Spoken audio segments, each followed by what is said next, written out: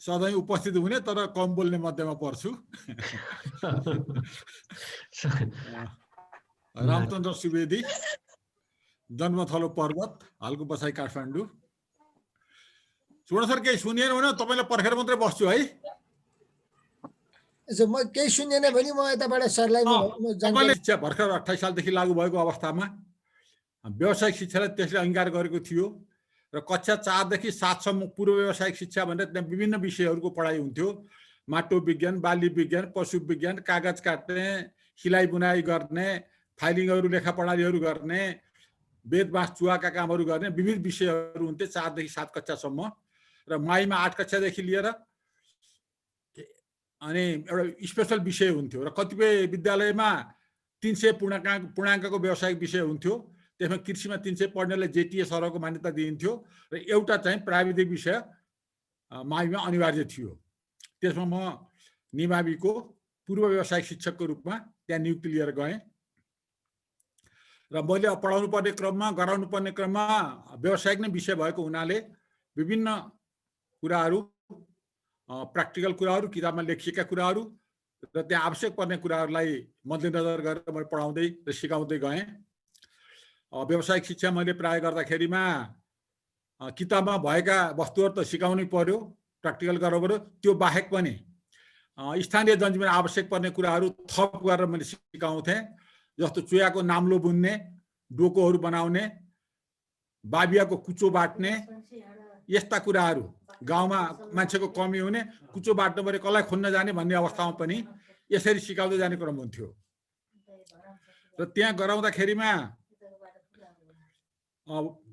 हामीले जस्तो सानो कृषिको म आफै गइसकेपछि स्कुलको नजिकै केही जमिनलाई पहिले बाँझो थियो, त्यसलाई खनखान गरेर बारहरू लगाएर तरकारी बारी, त्यसमा फलफुल खेतीहरू गर्ने कामहरू सुरु भयो। र त्यहाँ म आफैले सिँचाइ गर्दा बिहान अथवा बेलुका गर्नुपर्छ भन्ने पढाउने, दिउँसो विद्यालय बन्द हुने। त्यसरी के गर्ने त भन्दाखेरिमा म आफैले बिहान अथवा बेलुका नजिकको विद्यार्थीलाई साथ लिएर म आफैले सिँचाइ गर्ने र खन्ने अथवा बिरुवा रोप्ने कामहरू पनि आफै लाग्नुपर्ने अवस्था थियो। यसरी गर्दै जाँदा मैले प्र्याक्टिकल गराउँदाखेरिमा विशेष त कृषिमा विभिन्न किसिमका बिउहरू ल्याएर विद्यार्थीहरूलाई दिने र विद्यालयमा बिरुवा उत्पादन गरेर उनीहरूलाई बिरुवा गनेर दिने र उनीहरूले घरमा गएर ती बिरुवाहरू लगाउनु पर्ने जरुरी हुन्थ्यो। र त्यो हेर्नको लागि वर्षमा करिब 2 पटक म केही विद्यार्थीहरू समेत लिएर विद्यार्थी घर घरमा जान्थे र उनीहरूले कसरी रोपेका छन्, कसरी खेती गरेका छन्, त्यो उनीहरूको प्र्याक्टिकल अनुभव हुन्थ्यो। यसले गर्दाखेरिमा एउटा त मैले दिएको प्र्याक्टिकल काम उनीहरूले कृषिको काम गर्ने भए र सँगसँगै अभिभावकसँग भेट हुँदाखेरिमा उसको घरको बानी व्यवहार गतिविधि के छ भने हामीले सोध्न पायौँ भने विद्यालयको गतिविधि के छ भने अभिभावकले हामीसँग सोध्ने अवस्था हुँदाखेरिमा त्यसले ज्यादै राम्रो प्रभाव अभिभावकमा पनि परेको थियो। र अभिभावक दिवसको कुरामा पनि एक दिन कार्यक्रम भइराखेको थियो। केही अभिभावकले भन्नुभयो कि आजकल त पढाइको केटाकेटीहरू कि माटो खेलाएका छन्, कि कागज काटेका छन्, कि चोया बुनेका छन्, अरू पढाइ हुनै छोड्यो कि जस्तो लाग्यो भनेर केही अभिभावकले भन्नुभयो।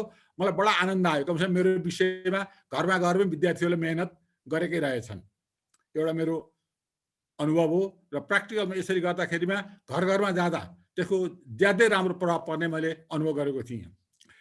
र त्यहाँ पढाउँदाखेरि मेरो एउटा अनुभूति मलाई भन्नु मन लाग्छ। एकजना चिरञ्जीवी ढकाल भनेको गुरु हुनुहुन्थ्यो, भाषा पाठशाला पहिले पढाउने, सेतै कपाल फुलेको एकदम फाको उमेरको गुरुजी हुनुहुन्थ्यो।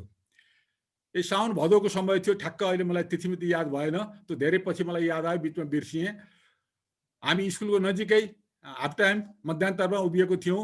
उहाँको घर बारी नजिकमै थियो। अनि उहाँले हामीसँग उभिएको थियो, हेर्नु रामचन्द्र सर, यसो आकाशतिर हेर्नु, आज पानी पर्ला जस्तो छ, घरको नजिकै बारी हेर्नुभयो, कोदो गोड्ने खेताला छन्, पानी पर्ला जस्तो लाग्छ, के हुने हो यसो विचार गर्छु, अघिल्लो महिना पढाउँदा मैले ठगे जस्तो लाग्दैन।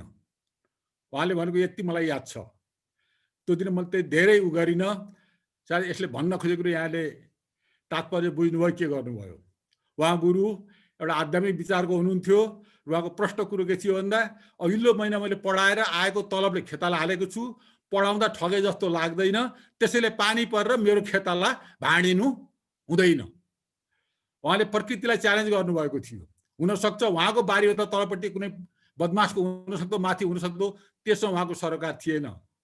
त्यो इमान्दारिता आजका शिक्षक अथवा कर्मचारी हामीमा के कति छ मलाई कहिलेकाहीँ त्यो उहाँले भनेको कुराले अहिले पनि घचघच्याउँछ। त त्यो दिन मैले याद गरिनँ पानी पर्यो कि परेन मलाई याद छैन। तर त्यो भनाइ चाहिँ मैले धेरै पछि कहाँबाट कहाँ त्यो मेरो मेमोरीमा त्यो सबकन्सियस माइन्डमा बसेर रहेछ त्यो आयो।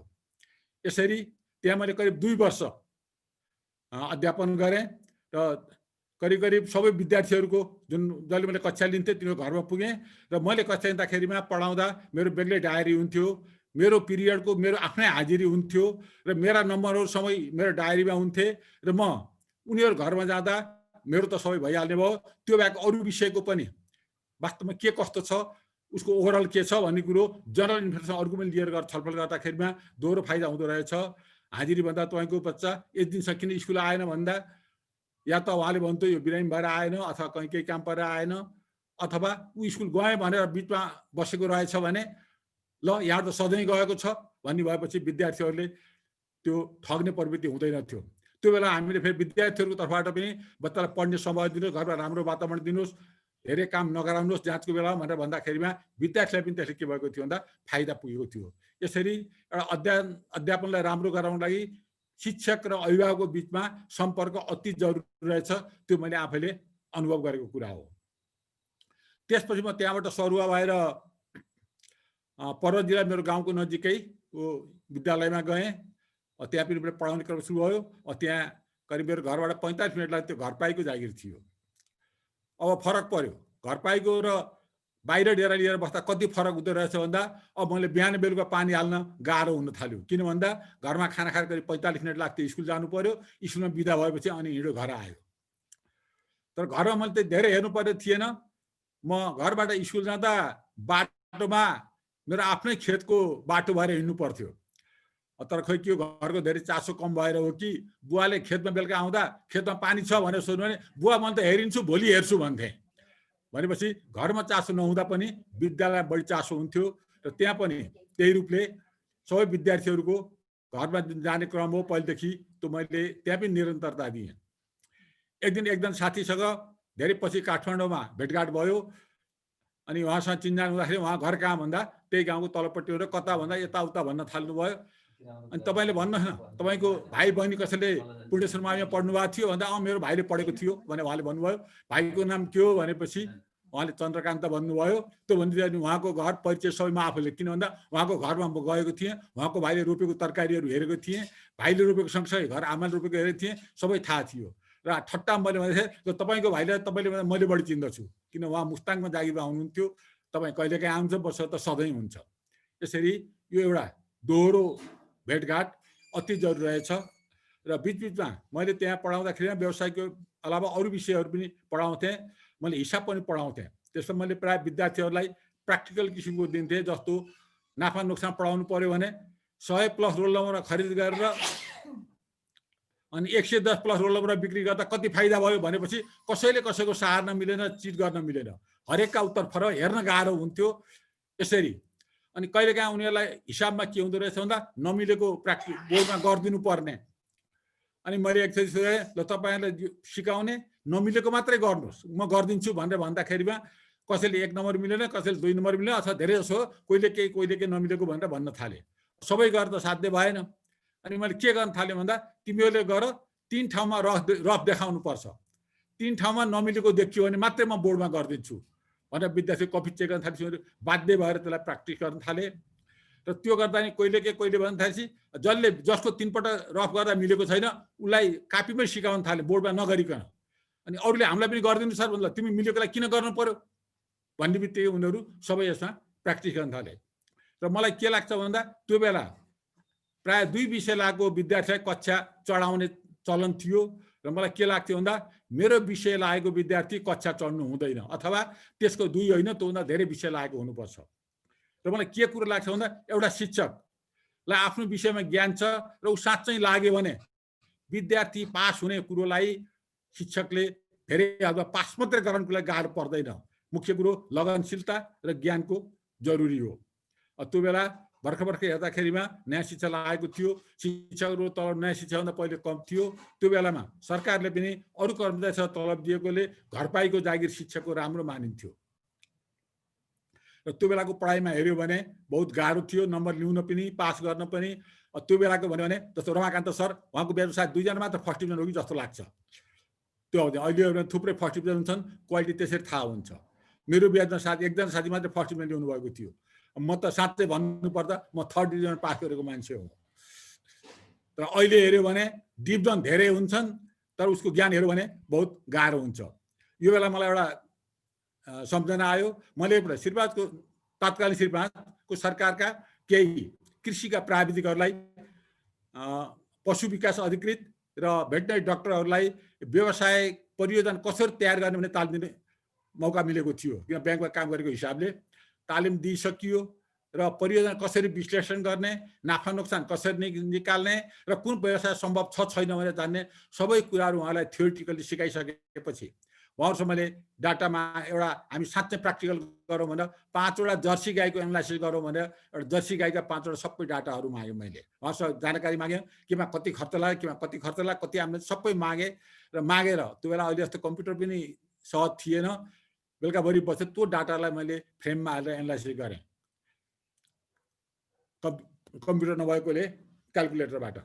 र त्यो सबै हिसाब गर्दाखेरिमा प्रोजेक्ट लसमा आयो। र भोलिपल्ट गएर उहाँहरूलाई भने कि ल तपाईँहरूको प्रोजेक्ट लसमा आयो, तपाईँहरूले जर्सी गाई पाल्न किसानले सिफारिस गर्ने कि नगर्ने। किसानलाई घाटा पार्नु त भएन। त अर्को कटु सत्य के थियो भने किसानले गाई पाल्नुभएकै थियो, फाइदा गर्नुभएकै थियो। त त्यसमा के हो, वास्तवमा प्राविधिक ज्ञानको कमी थियो। र उहाँहरूले भने ल यो कहाँ बिग्रियो भनेपछि उहाँहरू बहुत सिरियस हुनुभयो र खोतल्दै जानुभयो। र त्यसको डिफेक्ट के पत्ता लाग्यो भन्दा उहाँहरूले खाना खुवाउने बेलामा दाना समेत खुवाउनु भएछ, दुध उत्पादन घाँस खाएको मात्रै राखिदिनु भएको रहेछ। यदि दाना पनि अनुसारको दुध फेरि हामी थ्योरी एकातिर पढ्छौँ, प्र्याक्टिकल अनुभव नहुँदाखेरिमा अनि त्यसले भोलि गएर जीवनमा सही काम दिन सक्दैन भन्ने कुरो अनुभव गर्न सकिन्छ। अहिलेको पढाइ धेरै जसो थ्योरिटिकल छ, प्र्याक्टिकल्ली उनीहरूले आफ्नो जीवनमै गएर घरमै गर्नुपर्ने कुराहरू बहुत कम त्यो छ। म आफैले पनि पछि कृषि पढेँ, एमबिए पनि पछि मैले पढेँ क्याम्पसमा।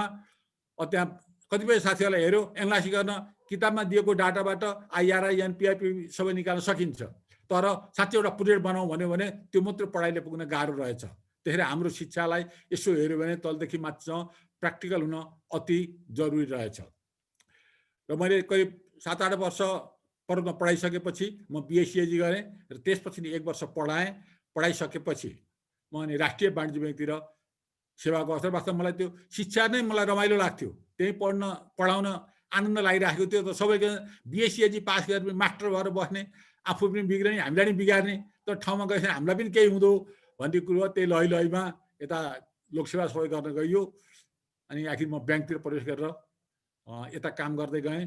ब्याङ्कमा काम गर्ने क्रममा पनि धेरै ठाउँमा कृषि अधिकृतकै रूपमा आएको र कृषि व्यवसाय नै हेर्ने भएको हुनाले धेरै किसानहरूसँग मेरो प्रत्यक्ष सम्पर्क भयो र त्यहाँ पनि कृषिका सम्बन्धी विभिन्न तालिमहरू त्यो गर्ने क्रममा भइरह्यो। र ब्याङ्कमा काम गर्दा गर्दै पनि मलाई एउटा के लागेको थियो भन्दा यो ब्याङ्क छोडिसकेपछि कमसेकम 1 वर्ष एउटा स्वयंसेवक रूपमा कर्णालीमा गएर कुनै एउटा गाउँमा बिताउने र त्यहाँ के गर्न सकिन्छ आफ्नो अनुभव त्यहाँ सेयर गर्ने र आफूले गर्न सक्ने कुरो त्यहाँ दिने भन्ने मलाई एउटा सोच लागेको थियो। र जागिर वाणिज्य ब्याङ्क छोडेपछि म करिब 1 वर्ष नेपालगञ्जमा एउटा ग्रामीण विकास ब्याङ्कमा त्यहाँ गएर काम गरेँ। र त्यसपछि आइसकेपछि अनि कर्णाली जानेबारे घर परिवार सरसल्लाह गरेको होइन, यो उमेरको हिसाबले अरू हिसाबले कर्णाली धेरै टाढा छ, सेवै गर्न मन छ भने अहिले नजिक अन्त गर्दा पनि हुन्छ भन्ने परिवारको सल्लाह अनुसार नजिकको दुर्गम रसुवाको एउटा गाउँमा मैले करिब 1 वर्ष शिक्षामा महिनामा 1 हप्ता समय दिने गरी त्यहाँ जाने निधो गरेँ। त्यहाँ जाने निधो गरिसकेपछि त्यहाँ गएर सबैभन्दा पहिले त्यहाँ गएर सेवा गर्न पाइने हो कि होइन, गाउँपालिकाको अध्यक्ष, व्यवस्थापन समितिको अध्यक्ष, प्रधानाध्यापक, शिक्षकहरू र स्थानीय केही व्यक्तिहरूसँग बसेर छलफल गरेँ। ल म यहाँ आएर केही गर्न चाहन्छु र यसमा तपाईँहरूले फाइनेन्सियल बर्डन मेरो लागि केही पनि लिनु पर्दैन, मात्र तपाईँले एउटा अवसर दिनुहोस् भन्दाखेरि उहाँले हुन तपाईँ यसरी किन आउने भन्नुभयो। र मैले भने एउटा त मैले यत्रो वर्ष काम गरेको छु, मैले जे जानेको छु, मेरो अनुभव यो समाजलाई दिने एउटा उद्देश्य हो भने, अर्को यहाँ म बसेपछि केही नै कुरो यहाँबाट सिक्छु। र त्यो मलाई काम लाग्न सक्छ, जीवनमा त्यो ठुलो एउटा अनुभव हुन्छ। जुन कुरो एउटा युनिभर्सिटीमा पढेर थाहा नपाउने कुरो यो गाउँमा बसेर मैले थाहा पाउन सक्छु भने मेरो कन्ट्रिब्युसन लर्निङ दुईवटा उद्देश्य हो। यो भनेपछि सबैले सहज रूपमा ल हुन्छ सर आउनुहोस् भन्नुभयो र त्यहाँ म करिब 1 वर्षभन्दा बढी नै महिनामा 1 हप्ता पुरै आफ्नै खर्चमा आउने जाने खाने आफ्नै खर्च हुन्थ्यो। बस्न विद्यालयमा त्यहाँ चितवनको हुँदो रहेछ, त्यहीँ बस्ने हुनाले उहाँसँगै बसेँ। मलाई बस्ने खर्च लागेन, बाँकी सबै म आफ्नै खर्चमा त्यहाँ 1 वर्षमा करिब त्यो बिदाको दिन बाहेक 10-12 पटक पुगेँ र त्यहाँ केही गर्न खोजेँ र बहुत गाह्रो रहेछ। किन भन्दा सबैले समय दिनु पर्यो, कुरा गर्नु पर्यो। मेरो उद्देश्य रेगुलर क्लास लिने थिएन, मेरो छलफल गर्ने, काउन्सिलिङ गर्ने र शिक्षकलाई, विद्यार्थी, अभिभावक, व्यवस्थापन समिति अनि स्थानीय सरकार सबैसँग छलफल गरेर त्यहाँका कमजोरीहरू पत्ता लगाएर, सम्भावनाहरू पत्ता लगाएर अनि तिनमा हिट गर्ने र कसरी के गर्दा हुन्छ त्यहीबाट खोजेर त्यही दिने भन्ने मेरो उद्देश्य थियो। त्यो अनुसार गर्दा सबैभन्दा गाह्रो के भन्दा शिक्षकहरूबाट समय पाउन दिँदैन। दिउँसो विद्यालयको समयमा पढाइ रोक्नु भएन, बिहान बेलुका बिदाको दिनमा उहाँहरूलाई समय दिन गाह्रो भयो। म त्यो बेलामा झन्डै माविको त सबै जसो अरू नि गर्दाखेरिमा आधाभन्दा बढी विद्यार्थी म घर घर पुगेर उनीहरूको अभिभावकसँग पनि भेटघाट गरेँ, घरको वातावरणहरू बुझेँ। त्यो गर्दा त्यहाँ शिक्षकहरू कहिल्यै नपुगेका ठाउँ घरहरूमा पनि म आफै पुगेको छु र कैयौँ विद्यार्थीहरू भेटेको छु। अभिभावकहरूलाई बोलाएर छलफल गरिएको छ। बहुत गाह्रो रहेछ यस्तो ठाउँमा काम गर्दाखेरिमा। विद्यालयमा त्यहाँ यसोहरू विभिन्न डोनरहरूले दिएका फिल्टरहरू रहेछन्, तर पानी खाने एउटा ग्लास र बोतल पनि नभएर विद्यार्थीले हातमा पानी थापेर खाँदाखेरिमा कक्षा 4 भएको कक्षाहरूमा बढार्ने कुचोहरू समेत नभएको अवस्था देखियो कतिपय उसमा। मैले त्यहाँ कुरा गर्दा यस्तो रहेछ, अहिले यो दिनु पाए त हुन्थ्यो भन्दाखेरि के कुरा आयो भन्दा होइन सर यो त हामीलाई पनि थाहा थियो नि सर, यसरी भन्नु त हामीलाई पनि थाहा छ सर, आउने बजेट सही आइदिनु पर्यो, हार्डवेयर सहित आउनु पर्यो भन्नुभयो। तर म त किन भन्दा मात्र सेवा लिएर गएको दिन ठुलो कुरो थिएन। त्यही भएर ल ठिकै छ भने ठुलो कुरो थिएन। मैले सबै कक्षा 1 घन्टा कुचो अफिसलाई समेत एकदिन त्यो उठाउने भाँडो र बोतलहरू त्यसरी गरियो र त्यहाँ 1 वर्ष करिब म बस्दाखेरिमा धेरै सम्पर्क मैले कन्ट्रिब्युसन भन्दा मेरो लर्निङ बढी भयो। मैले धेरै कुराहरू त्यहाँ सिकेँ, गाउँलेबाट समाजबाट धेरै कुराहरू सिकेँ। तर मैले दिएको उहाँले कति लिनुभयो, हुन त धेरै कुराहरू भयो भन्नुहुन्थ्यो। पछि गाउँपालिकाले पनि मलाई राम्रै गरेको भनेर उहाँहरूले एकखेर मलाई सबै उसमा बोलाएर सम्मान पत्र पनि दिनुभएको थियो। केही त भयो होला, तर म आफैले भन्यो भने सोद्धाखेरिमा मैले जति दिन सक्नु पर्थ्यो त्यति मैले दिन सकिनँ। त्यो लिन नसक्ने उहाँको कमजोरी होइन कि त्यो कमजोरी मेरो हो, किन भन्दा म दिन भनेर गएको मैले सकिनँ, किन उहाँहरू त्यो अवस्थामा हुनुहुन्थ्यो। यो बहुत गाह्रो रहेछ र यो भोलिन्टियर गर्ने काममा त्यहाँबाट मैले के सिकेँ भन्दा यसरी सेवा गर्न कहीँ पनि गयो भने या त पर्याप्त पैसा सहित जानु पर्ने रहेछ। त्यहाँ गएर ल आज वर्ष मिटिङ गरौँ, यति भत्ता पाइन्छ भनेको भए शनिबार बिदा दिन अथवा बिहान बेलुका पनि सबै मान्छे तयार हुनुहुन्थ्यो। त्यो मसँग थिएन। दोस्रो कुरो चाहिँदो रहेछ अथोरिटी। म शिक्षा मन्त्रालय अथवा शिक्षा विभाग, शिक्षा शाखा कहीँबाट गएर भनेको यो हुनुपर्छ भनेको भए अथवा गभर्मेन्टको कुनै निकायबाट गएको हुन्थ्यो भने त्यो पनि त्यहाँ अलि बढी प्रभावकारी हुन्थ्यो। त्यो पनि मसँग भएन। तेस्रो कुरो उहाँहरूको लगानी भइदिएको भए पनि लगानी व्यवस्था केही गर्नुपर्छ भने उहाँहरू लाग्नुहुन्थ्यो होला, त्यो पनि उहाँहरूको भएन। यो तिनटै कुरा नभएपछि यो भोलिन्टरी काम गर्ने कुरो पनि बहुत गाह्रो रहेछ भन्ने मैले अनुभव गरेँ। यही क्रममा सुवर्णीसँग हामी अब सँगै साथीभाइ वाणिज्य काम गर्दादेखि नै छलफल यस्तो गरेपछि ल सर भने उहाँले कुरा गर्नुभएको छ रामेछापमा, उहाँको ससुराली गाउँ। र एक दिन मेरो ससुराली गाउँ जाउँ, त्यहाँ गएर 1 हप्ता केही गरौँ भनेर सुवर्णीले प्रस्ताव राख्नुभयो। राखेपछि मैले हुन्छ सुवर्ण सर जान त जाउँ, तर रसुवाको मोडालिटीमा अलिकति फरक गरौँ है, त्यो मोडालिटीले अलिकति काम गरेर केही चेन्ज गरौँ भने के गर्ने भन्नुभयो। त्यो पछि तपाईँ हामीलाई पैसा चाहियो तपाईँको ससुराली गाउँ, म पनि सेवा गर्ने मान्छे, आउने जाने खाने बस्ने व्यवस्था स्कुलले गर्छ भने जाने, हामीले खोल्टीबाट पैसा पनि नजिक्ने, खोल्टीमा पैसा पनि नराख्ने। त्यो प्रस्ताव गरेपछि अनि उहाँले एउटा सरसल्लाह गर्नुभयो त्यो व्यवस्था समितिको अध्यक्ष प्रहरसँग र हुन्छ भनेर हामी रामेछाप पनि गयौँ ठोसेमा।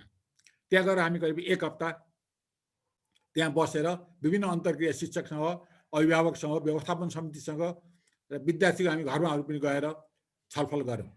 धेरै कुराहरू आए। हामी विद्यार्थी जाँदाखेरि कयौँ त्यहाँ विद्यार्थीले कतिसम्म भन्दा के छ भन्दाखेरि म फेल भयो भने स्कुलमा मास्टरलाई गाली नगरिदिए हुन्थ्यो बुवा आमाले भन्नुभयो। कतिपय बुवा कस्तोसम्म भेटियो भन्दा उसले पढाउनु बच्चालाई मनै नहुने, त्यो कुरा धेरै गर्नुभन्दा थुप्रै गर्छ। हामीले छलफल धेरै अभिभावकको यस्तो उस्तो भनेर हामीले श्रृङ्खलामा धेरै कुराहरू गऱ्यौँ त्रिभुजीय शिक्षामा। तर हाम्रा अभिभावक चाहिँ हामी सहरका अभिभावक मात्र हेरेर भएन। रसुवाकै कुरा गऱ्यो भने कयौँ बच्चाहरूको खोल्टीमा पकेटमा नहटाउने ठुल्ठुला मोबाइल चाहिँ झोलामा राख्नुपर्ने, त्यसैमा फेसबुक हेरेर यताउता गरेर उसले केही विद्यार्थी सबै होइन पढाइ बिगारेको छन्। बाबुआमाले भन्यो यो त भएन, मोबाइल नदिनु त हामीले भनेर मान्दैन, सरले खोजिदिनुहोस् भन्नुहुन्छ। कहाँबाट किन्छ त भन्दाखेरि त्यहाँ के रहेछ भन्दा दसैँ तिहारको बिचमा बिदा हुने त्यो बेला टुरिस्टहरूको टुरिस्ट सिजन हुँदो रहेछ। उनीहरू त्यो 1 महिना टुरिस्टको गाइड बनेर लाङटाङतिर गएर आएपछि केही पैसा हुँदो रहेछ, मोबाइल किन्ने, त्यसलाई रिचार्ज गर्ने, अरू यताउता कपडा किन्नुलाई फुर्मासी गरेर पैसा पुग्दो रहेछ। हामीले भनेर मान्दैन भन्नुहुन्छ। साँच्चै अभिभावकको स्थिति हेऱ्यो भने हामीले सोचे जस्तो अभिभावक गाउँघरमा हुनुहुन्न। हामीले जति यहाँ छलफल गर्छौँ यो उस्तो दिनुपर्छ, एउटा अभिभावकले विद्यालय विद्यार्थी समय पठाइदिनु, उसलाई कापी कलम किताब चाहिएको किन्नु, ड्रेस किनिदिनु नै ठुलो कुरा छ। र त्योभन्दा बढी ऊ आफै साक्षर छैन, अनि उसले कसरी राम्रो गरेन भने भन्दा हामीले अभिभावकलाई शिक्षा दिइरहेका छैनौँ। धेरै ठाउँमा शिक्षकहरूको अनुभव गर्दाखेरिमा हामी स्कुलमा बसेर अभिभावकलाई गाली गर्न सक्छौँ, यस्तो भएन उस्तो भएन, अभिभावकले केही गरेन। तर साँच्चै अभिभावक भेटेर तपाईँले यस्तो गर्नुहोस् न भनेर हामीले बहुत कम गरेका छौँ, छैनौँ नभनौँ। त्यो एउटा मैले अनुभव गरेको कुरा हो। त्यस्तै गरी हामी ठोसमा गएर 1 हप्ता बस्यौँ, हामी सबैलाई भेट्यौँ, दिनभरि बसेर छलफल पनि गऱ्यौँ। मैले झन्नै भन्ने शिक्षकहरूबाट रसुवामा 1 वर्षमा पाउन नसकेको समय त्यहाँ 1 हप्तामा पाइयो। कारण के रहेछ भन्दा त्यहाँ विद्यालयको लगानी भएको थियो। व्यवस्था समितिको अध्यक्ष ल उहाँले भनेको दिन आउनुपर्छ कि शनिबार पनि आउनु हो, शुक्रबार पनि अबसँग बस्नु भयो, बिहान बेलुका पनि बस्नुभयो र हामी त्यहाँ निकै छलफल गऱ्यौँ। तर हामी 1 हप्तापछि त्यहाँ केही छलफल गरेर केही सामान्य कुराहरू यो गर्नुहोस् त अर्को पटक आएर हामी बढी छलफल गरेर कृषिबाट सबै यता काम पर्यो र फर्केर आयौँ। र त्यसपछि फेरि बोलाउने काम भएन। सायद उहाँहरूको अब के भयो हामी नजानौँ। त्यही भएको बेलामा एकजना विद्यार्थी धराहरा हेर्न आउनुभएको छ भूकम्पको बेलामा। र धराहरा हेर्न जाँदाखेरिमा धराहरा ढलेर उहाँको त्यहाँ मृत्यु भएको रहेछ। उहाँको सम्झनामा 10 कक्षाका विद्यार्थीहरूलाई 96 हुन् कि जति 94 सायद सबैले 100 रुपियाँ हालेर एउटा अक्षय कोष सुरु गर्नुभएको रहेछ। र त्यो अक्षय कोषलाई 1 लाख पुर्याउने उहाँहरूको लक्ष्य रहेछ, टार्गेट रहेछ। हामी जाँदाखेरिमा करिब त्यो बेला 73,000 रुपियाँ भएको छ। विभिन्नले अलिअलि कसैले 10,000 कसैले बढी दिएको, नत्र 100, 200, 500 गरेर त्यति भएको रहेछ। त्यो हेरिसकेपछि हामीले लाग्यो कि त्यो विधान हेरौँ, ठिकै लाग्यो, उसो भनेर हामी सल्लाह गऱ्यौँ, यो 1 लाख पुर्याउन हामीले सघाउनुपर्छ भन्ने कुराहरू भयो। कुरा भइसकेपछि ल 73 भएर त्यहाँ 26-27 सरहरू त मैले भने ल सरहरूले कति हाल्ने हाल्नुहोस्, सरहरूको एभरेज बराबर हामी पनि हाल्छौँ र कम्तीमा 1,000-1,500 चाहिँ म हाल्छु। र यसलाई कसरी हुन्छ, हामी वैशाख गएको थियौँ, आउँदो वैशाखभन्दा पहिले यसले 1 लाख पुर्याउनु पर्छ भनेर त्यहाँ कमिट गरियो। त त्यहाँ गर्दा पछि गर्दा खासै धेरै आएन, त्यो ब्याज अलिअलि गर्दाखेरि 80-82,000 भन्नुभयो। अनि पछि यसलाई 1 लाख पुर्याउनै पर्छ भनेर म त्यहाँ व्यवस्थापनको अध्यक्षले भने करिब म आफैले र केही साथीहरू करिब 11,000 मैले पठाएँ। र चैत मसान्तमा सोद्धा नपुगे पुर्याउनु पर्छ भने कमिट गरेको थिएँ। बोल्दाखेरिमा उहाँले भन्नुभयो कि सर 1,04,000 पुग्यो भनेपछि यस्ता धेरै कुराहरू सामाजिक कामहरू गर्नु पर्दाखेरिमा एउटा कमिटमेन्ट भयो र सबै लाग्यो भने धेरै कुराहरू हुन सकिने रहेछ। र यस्तै गरी मेरै गाउँ पर्वतको विद्यालयमा म प्राय गाउँमा जाँदाखेरिमा विद्यालयमा जाने, त्यहाँ जाने शिक्षक, विद्यार्थी, अभिभावक, व्यवस्था समिति सबैसँग छलफल गर्ने। र एकपल्ट मैले के गरेँ भन्दा यो कस्तो हुन्छ ट्रायल गरौँ भनेर एउटा कक्षालाई एउटा गार्जियनसिप लिने विचार गरेँ। त्यो कक्षा 8 को विद्यार्थीहरूलाई लिएर 8, 9, 3 वर्ष उनीहरूलाई गार्जियनसिप लिने। अन्त गार्जियनसिप मेरो ठुलो लगानी होइन, जाँदा उनीहरूलाई सम्झाउने, ती सबैको फोन नम्बर अभिभावकको, अब त अहिले फोन आइसकेको थियो, फोन नम्बरले यहाँबाट फलोअप गर्ने, टिचरहरूलाई गर्ने, राम्रोलाई पुरस्कृत गर्ने। त्यो गर्दाखेरिमा करिब 3 वर्ष फलोअप गर्दाखेरिमा त्यहाँ कतिपय अभिभावकले भन्नुहुन्थ्यो हाम्रो बच्चाको पढाइ त को बारेमा हामीलाई भन्दा रामचन्द्रलाई बढी पिर छ भन्ने पनि कति अभिभावक भने। किन भन्दा महिना महिनामा उहाँलाई फोन गर्थेँ, बच्चा पढाइ के छ भन्थेँ, बेलुका 9-10 बजे फोन गरेर सुतिसक्यौँ भन्नुहुन्थ्यो। कहाँ अहिले सुत्न दिनुहुन्छ बच्चालाई, 10 बजे त सुत्न दिनु हुँदैन, अहिले एसएलसी आउँदैछ भन्ने। यसरी गर्दाखेरिमा त्यसले पनि हामीले केही न केही अलिकति उनीहरूलाई गऱ्यौँ भने, मेहनत गऱ्यो भने गर्न सकिने रहेछ। र यसै शिक्षाको अनुभवमा म नेपालगञ्जमा काम गर्थेँ, उपा भन्ने एउटा प्रोजेक्टमा। त्यहाँबाट दैलेखको एउटा बादी गाउँमा मैले प्रोजेक्ट क्रममा तल्लो डुङ्गेश्वर ठाउँ त्यहाँ गएर हेर्नुपर्ने अवस्था आयो। त्यहाँ वादीहरूको दयनीय अवस्था हुन त घर त जनता आवासबाट बनाइदिएको, बाहिरबाट हेर्दाखेरिमा हङकङ जस्तो भन्दा रहेछन्, सबै निला टिनको छाना, सल्लक्क एक नासका 25-30वटा घर थिए। तर घरभित्र गएर हेऱ्यो भने केही पनि छैन, बर्बाद छ। अनि उनीहरूलाई पहिलो भेटमा एक फेरि छलफल गर्नु पर्यो भनेर भेट हुन भन्यौँ। कहाँ जोडिने भन्दाखेरिमा ठाउँ भएन। नजिकै मन्दिरको नजिकै अलिकति ठाउँ रहेछ, खुला ठाउँ सत्तल रहेछ। त्यहाँ जोडिने भन्दाखेरिमा कता कता केही मान्छेहरूले मन्दिरमा वादीहरूलाई ल्याउने कुरामा अलिकति असहज जस्तो यहाँ हुन्छ, उनीहरूले फोहोर गर्छन् यताउता भन्ने कुराहरू आए। त्यसले मलाई असाध्य पिन्च गर्यो। तर अन्त ठाउँ थिएन, उहाँलाई सम्झाएँ यहाँ केही फोहोर भएछ हामी सफा गर्छौँ भन्ने हामीले कमिट गऱ्यौँ र त्यहाँ मिटिङ बस्यौँ। मिटिङ बसिसकेपछि त्यो वादीहरूलाई मैले 2-3टा कुराहरू सोधेँ। तपाईँहरू मागी खाने हो कि गरी खाने हो? तपाईँको उद्देश्य के हो? मागेरै खाने हो भने त जति दिए पनि हुँदैन, गरी खाने हो भने विचार गर्नुहोस्। त्यो किन उनीहरूको एउटा रोजगारीको लागि केही बजेट पनि हाम्रो आयोजना छुट्याएको थियो, त्यो बजेट सदुपयोग गराउने मेरो उद्देश्य थियो। र त्यही क्रममा मैले उहाँलाई अर्को एउटा प्रश्न सोधेँ। हामीलाई थाहा छ बाँदर र बिरालो दुइटैले आफ्नो बच्चालाई राम्रो माया गर्छन्। तर एक ठाउँबाट अर्को ठाउँमा सार्नु पर्यो भने बिरालोले बच्चालाई मुखमा च्यापेर एक ठाउँबाट अर्को ठाउँमा लग्छ। तर बाँदरले लानु पर्यो भने बच्चालाई काखमा तलबाट राख्छ। बच्चाले बाँदरलाई माउलाई राम्रोसँग समाउनु पर्छ र माउ उफ्रिँदै फड्किँदै अर्को ठाउँमा जान्छ। हुन त दुवैले बच्चालाई माया गरेकै हो, तर हेर्नु त मायामा कति फरक छ। बिरालोमा बच्चा के भयो, परनिर्भर भयो, उसलाई जसरी हुन्छ माउले लिएर जाने हो। तर बाँदरमा के हो भने बच्चाले माउलाई राम्रोसँग समाउनु पर्यो, सकेन भने बाँदर उफ्रिराख्ने बच्चा लड्न सक्छ। र उनीहरूलाई भने यो कथा भनेर तपाईँ बाँदरको बच्चा हुने हो कि बिरालोको बच्चा हुने हो, प्रोजेक्टले तपाईँले सधैँ माया गर्नुपर्ने हो कि तपाईँ आफू पनि बलियो हुने हो भन्ने कुराहरू राखेँ। र अनि अर्को कुरा चाहिँ तपाईँलाई हामी त केही त दिन्छौँ, तपाईँले बिउ खाने हो कि बोट खाने हो कि फल खाने हो, कुरो बुझिहाल्नु होला। केही पैसा दियो, बिउ दियो, बिउ नै खायो, सकिहाल्यो। अर्को भयो बोट खाने, बिउ त रोप्यो, अलिकति ठुलो भएपछि बोट खाइदियो। बिउ खानुभन्दा बोट खानु अलि राम्रो हो। तर अर्को भनेको बोटलाई नि स्याहार सम्हार गरेर फल खायो, बोट सुरक्षित राख्यो भनेपछि उनीहरूलाई त्यो गर्ने क्रममा उनीहरू हामी फल खान्छौँ भनेर त्यहाँ काम गर्दै गयो। र गर्ने क्रममा उहाँले एउटा तालिमको आयोजना गर्नुपर्छ। मैले सकेसम्म प्रोजेक्टले छुट्याएको पैसा उनलाई नगदै जाओस् भन्ने हिसाबले अर्को एउटा आइएनजिओसँग मिलेर तालिम उताबाट दिलाउने प्रयास गरे, यता पर्यटक खर्च नगरिकन मेडे बन्ने संस्थाले तालिम गर्न सघाउने कुरा भयो। र 3 दिनको व्यवसाय कसरी छनौट गर्ने, के गर्ने भन्ने 3 दिनको एउटा तालिम थियो। त्यो तालिमको आयोजना गर्दाखेरिमा धेरै ठाउँ हाम्रो एनजिओ आइएनजिओहरूले भत्ता जे छुट्याएको हिसाबले त्यहाँ कुरा कि यिनीहरूलाई भत्ता पनि दिनुपर्छ भन्ने कुराहरू आयो। तालिममा आउँदा भत्ता नदिए यिनीहरू भोकै मर्छन् भनेपछि मैले यसो विचार गरेँ।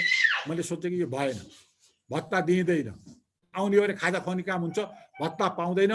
जसले राम्रोसँग सिक्छ र उसले तालिम लिन्छ, आएर सिप विकास हामी गराएर करिब एकजनालाई 40-50 हजार रुपियाँ हामी पछि गएर हामी दिन्छौँ, सुरुमा नदिने मैले भने। नदिए भोकै मर्छ भने 1 महिना खाने 3 दिन उसले म्यानेज गर्न सक्दैन, त्यसले भएर व्यवसाय पनि गर्न सक्दैन भन्ने भएर भत्ता नदिने निर्णय भइसकेपछि यो त सर त अप्ठ्यारो आउनुभएछ भन्ने कुराहरू त्यहाँ साथीहरूले गर्नुभयो। अप्ठ्यारो भन्ने कुरा भएपछि आखिर सबै सहभागी हुनुभयो, तालिम पनि भयो। र त्यसपछि उनीहरू त्यो त साधारण ओरिएन्टेसन थियो। उहाँहरू सबैलाई हरेक परिवारको एकजनालाई सिपलाई तालिम पनि दिइयो। अनि यस्तै क्रममा त्यहाँ कुरा गर्दा गर्दै उहाँहरूलाई भनेको थिएँ कि तपाईँहरू हामी जस्ताको भर नपर्नुहोस्, यस्ता प्रोजेक्टको भर पर्नु तपाईँहरू कहिले पनि माथि लाग्नुहुन्न। मैले उहाँलाई प्रश्न भनेको थिएँ, ठिक बेठिक यो थाहा छैन। हामी जस्ता अथवा यस्ता प्रोजेक्ट एनजिओ आइएनजिओहरूले तपाईँलाई धनी पनि बनाउँदैनन्, मर्न पनि दिँदैनन्। किन भन्दा तपाईँ धनी हुनुभयो पनि हाम्रो जागिर गयो, गरिबै रहे पो व्यवसाय तपाईँलाई धनी बनाउनु मेरो जागिर खान पाइने भयो। तपाईँ धनी भए पनि हाम्रो जागिर गयो, तपाईँहरू मरे पनि हाम्रो जागिर गयो। तपाईँलाई अलिअलि तलमाथि गर्ने हो, त्योभन्दा बढी कुनै पनि प्रोजेक्टले गर्दैन। तपाईँ आफै अगाडि बढ्नुपर्छ भन्ने कुराहरू उहाँहरूलाई त्यहाँ छलफलमा कुरा गरियो। र त्यही बेला कता के भन्न मन लाग्यो, म आफै लाग्यो कि अबदेखि तपाईँहरूका आउँदाको मेरो टिएडिए जुन हो त्यो खाएर खर्च रहेर बचेको चाहिँ बाजी समुदायलाई पनि दिन्छु भने मैले त्यही घोषणा गरेँ। किन भन्दा प्रोजेक्टले दिन अलिक बढ्ने हुन्थ्यो, त्यति पैसा त्यो खाएर बस्दा खर्च हुँदैन थियो। त्यो पैसाले त्यो बालबच्चाहरूलाई कापी कलमहरू किन्ने, उनीहरूलाई तरकारीका बिउहरू यस्तै विविध कुराहरू दिएर त्यो पैसा खर्च पनि गरियो। र यही प्रसङ्गमा एक दिन प्रोजेक्टको जिल्लाको हाकिम र हामी सुर्खेतबाट दैलेख जाँदै थियौँ। सुर्खेतमा सुन्तला किन्ने बेसो पर्यो। सुन्तला किन्ने बेला मैले ल साँच्ची सुन्तला कसले किन्ने? मैले किनियो भने बादीको पैसा हो, बचेको त बादीलाई जाने हो। तपाईँले किन्ने कि मैले बादीलाई खुवाउने कि तपाईँले खुवाउने हो? मैले खुवाउने त कुरो भएन, मेरो बचेको त बादीलाई खाने हो भन्दाखेरि उहाँहरू हाँस्नु भयो। किन भन्दा मैले खर्च गर्दा खर्च जान्थ्यो, त बादीलाई जान्थ्यो। यसरी उनीहरूलाई त्यो योजना गरियो। एकपटक अफिसबाट पनि प्रोजेक्टमा जाँदाखेरिमा यहाँ अरू बजेट भएन, बादीको त्यही पैसाको बजेटबाट गाडी रिजर्भ गरेर जानु पर्यो भन्ने कुराहरू कार्यालय पक्षले गर्नु। अनि मैले भने बादीको पैसाले म गाडी चढ्दिनँ, ठिक छ म पब्लिक बसमा जान्छु। अफिसको गाडी छ भने अफिसको गाडीमा जान्छु, त्यो खर्च हुने म पब्लिक बसमा जान्छु, किन भन्दा हामी पब्लिक बस चढेकै मान्छे हो भनेर त्यो हिसाबले त्यहाँ काम गर्न थालियो। र त्यही क्रममा ती बादीका बच्चाहरू स्कुल जाने स्कुलमा गएर हेरियो। त्यो विद्यालय प्राविको दरबन्दी रहेछ र निमाविसम्म सञ्चालन भएको रहेछ। र बादीका बच्चाहरू आधा स्कुल जाने, आधा नजाने, कोही खोलामा जाने, काममा जाने, पुरा जाँदो रहन्छन्। त्यसपछि तिनीहरूलाई रेगुलर स्कुल जानुपर्छ भनेर स्कुलमा सरसँग समन्वय गरेँ। त्यहाँ बादी उनीहरूसँग अभिभावकसँग गरेर अबदेखि उनीहरूको हाजिरी मासिक रूपमा हामी कहाँ पठाउने बादीका बच्चाहरूको। जसको बच्चा स्कुल जाँदैन उसले प्रोजेक्टबाट पाउने सहुलियत पनि पाउँदैन भनेर ती बच्चाहरूलाई नियमित गराउने प्रयास गरियो र त्यसले केही काम पनि गर्यो। पछि त्यस विद्यालयलाई के गर्न सकिन्छ भने बेला बेला विद्यालयमा जाने, शिक्षकसँग विद्यार्थीसँग छलफल गर्ने क्रम अगाडि बढ्यो। त्यही क्रममा एक दिन त्यही कक्षा विद्यालयको 7 कक्षाको विद्यार्थीसँग बसेर छलफल गरेँ, के गर्छौ कसरी पढ्ने भन्ने कुराहरू गर्दा मैले प्राय विद्यालयमा जाँदाखेरि मलाई अङ्कल भन्नुभन्थ्यो, सर भन्नुभन्थ्यो एउटा परिवारको हिसाबले। अनि बच्चाहरूलाई सोधेँ कि यो तिमीहरूको सबैको अङ्कल हुँ म, यो अङ्कलले के गरिदिए हुन्छ जस्तो तिमीहरूलाई लाग्छ, ल लेखेर देऊ त भनेर उनीहरूलाई मैले सोधेँ। सोद्धा सबैले केही न केही लेखेर दिनुभयो। कतिपयले बेला बेला आउने हामीलाई सुझाव दिने भन्नुभयो, कहिले काहीँ फोन गर्ने भन्नुभयो, कसैले हामीलाई अहिले आर्थिक सहायता केही भयो हुन्थ्यो भन्नुभयो। र केही विद्यार्थीहरूले यो स्कुलमा 10 कक्षासम्म पढ्ने बनाइदिए हुन्थ्यो अङ्कलले भन्नुभयो। हेर्नु है समस्या, प्राइभेटको स्कुल छ, बल्ल बल्ल 8सम्म चलेको छ, दरबन्दी पुरा छैन, आर्थिक स्रोत छैन, मावि बनाइदिए हुन्थ्यो भन्ने उहाँहरूले चाहना राख्नु उहाँहरू स्वाभाविक हो। र वास्तवमा के रहेछ भन्दा त्यहाँ 8 कक्षा पास गरेका विद्यार्थीहरू मावि पढ्न जाँदा अर्को 3-4 घन्टा, 1.5-2 घन्टा, 4 घन्टा त आउँदा जाँदा 3-4, 1.5-2 घन्टा जानुपर्ने रहेछ। त्यति टाढा गएर आउन गाह्रो भएको उनीहरूलाई के त त्यो भइदिए हुन्थ्यो नि उहाँहरूलाई, त्यो रहर लाग्नु स्वाभाविक हो। त्यसपछि त्यसलाई के गर्न सकिन्छ भने त्यहाँको जनप्रतिनिधिहरू र शिक्षा कार्यालयमा पनि कुरा गरेँ, तर त्यति सहज स्थिति तुरुन्त हुने जस्तो देखिएन। तर अब के भनियो, भाग्यवश पनि के भने ती 7 कक्षाको विद्यार्थी 9मा पुग्ने बेला त्यो विद्यालयमा 9 कक्षा सञ्चालन भयो। 9 हुँदै 10 हुँदै 2 वर्ष भयो, त्यहाँ त्यसरी सुरु भयो। र त्यो बेलाको 7 कक्षा विद्यार्थीहरूको मैले फोन नम्बर लिएर अभिभावकहरूलाई फोन गर्ने, विद्यार्थीलाई फोन गर्ने, के छ कस्तो भनेर सल्लाह गर्ने काम गरेँ। र त्यही क्रममा गाउँपालिकाको अध्यक्ष कहाँ गएर मैले कुरा गरेँ कि यहाँ त यस्तो छ, यस्तो 2-3 घन्टा लाग्ने समस्या रहेछ, त्यहाँ दरबन्दी दिनु पर्यो, समस्या पर्यो भनिसकेपछि उहाँसँग अध्यक्षसँग गएर, गाउँपालिका अध्यक्षसँग गएर कुरा गरिसकेपछि त्यो अलिक टाढै पर्थ्यो त्यहाँबाट जानलाई। अनि उहाँले यसो विचार, तपाईँ काठमाडौँदेखिको मान्छे बिना सरकारको हातले यसरी कुरा गर्नुहुन्छ, त मेरो गाउँको विद्यालय केही गर्नुपर्छ भनेपछि उहाँले दरबन्दी पनि 2-3टा पछि दरबन्दी दिनुभएर त्यहाँ मावि सञ्चालन भइराखेको छ। अनि दरबन्दीको क्रममा अहिले मलाई याद आयो, रसुवामा जुन विद्यालयमा गएँ त्यो विद्यालयमा त्यहाँ पनि निमावि स्तरको विद्यालय, माविको पढाइ भइरहेको, शिक्षक दरबन्दी कम थियो, विषय शिक्षकहरू हुँदैन थियो। त्यो हुँदाखेरि मैले गाउँपालिका अध्यक्षलाई भने, अध्यक्षज्यू यो त भएन, तपाईँले या त यहाँ दरबन्दी थपिदिनुहोस्, होइन भने यो 8-9 मावि कक्षा बन्द गरिदिनुहोस्, विद्यार्थीलाई बिगार्न पाइँदैन, दक्ष शिक्षक नहोस् राम्रो सिक्दैन, नसिक सधैँ फेल हुन्छ, तपाईँले के स्कुल बन्द गर्नुहोस् माथिल्लो कक्षा कि दरबन्दी थप्नुहोस् भनेपछि उहाँले दरबन्दी थप्नु भयो। र बेला बेला अहिले कहिले काहीँ भेट्दा भन्छ सर त साह्रै खरो, मलाई यसै रुखो गरी भन्नुभयो, वास्तव यो राम्रो हो भनेर। यसरी क्वालिटीको शिक्षा दिनलाई धेरै कुराहरू गर्नुपर्ने रहेछ।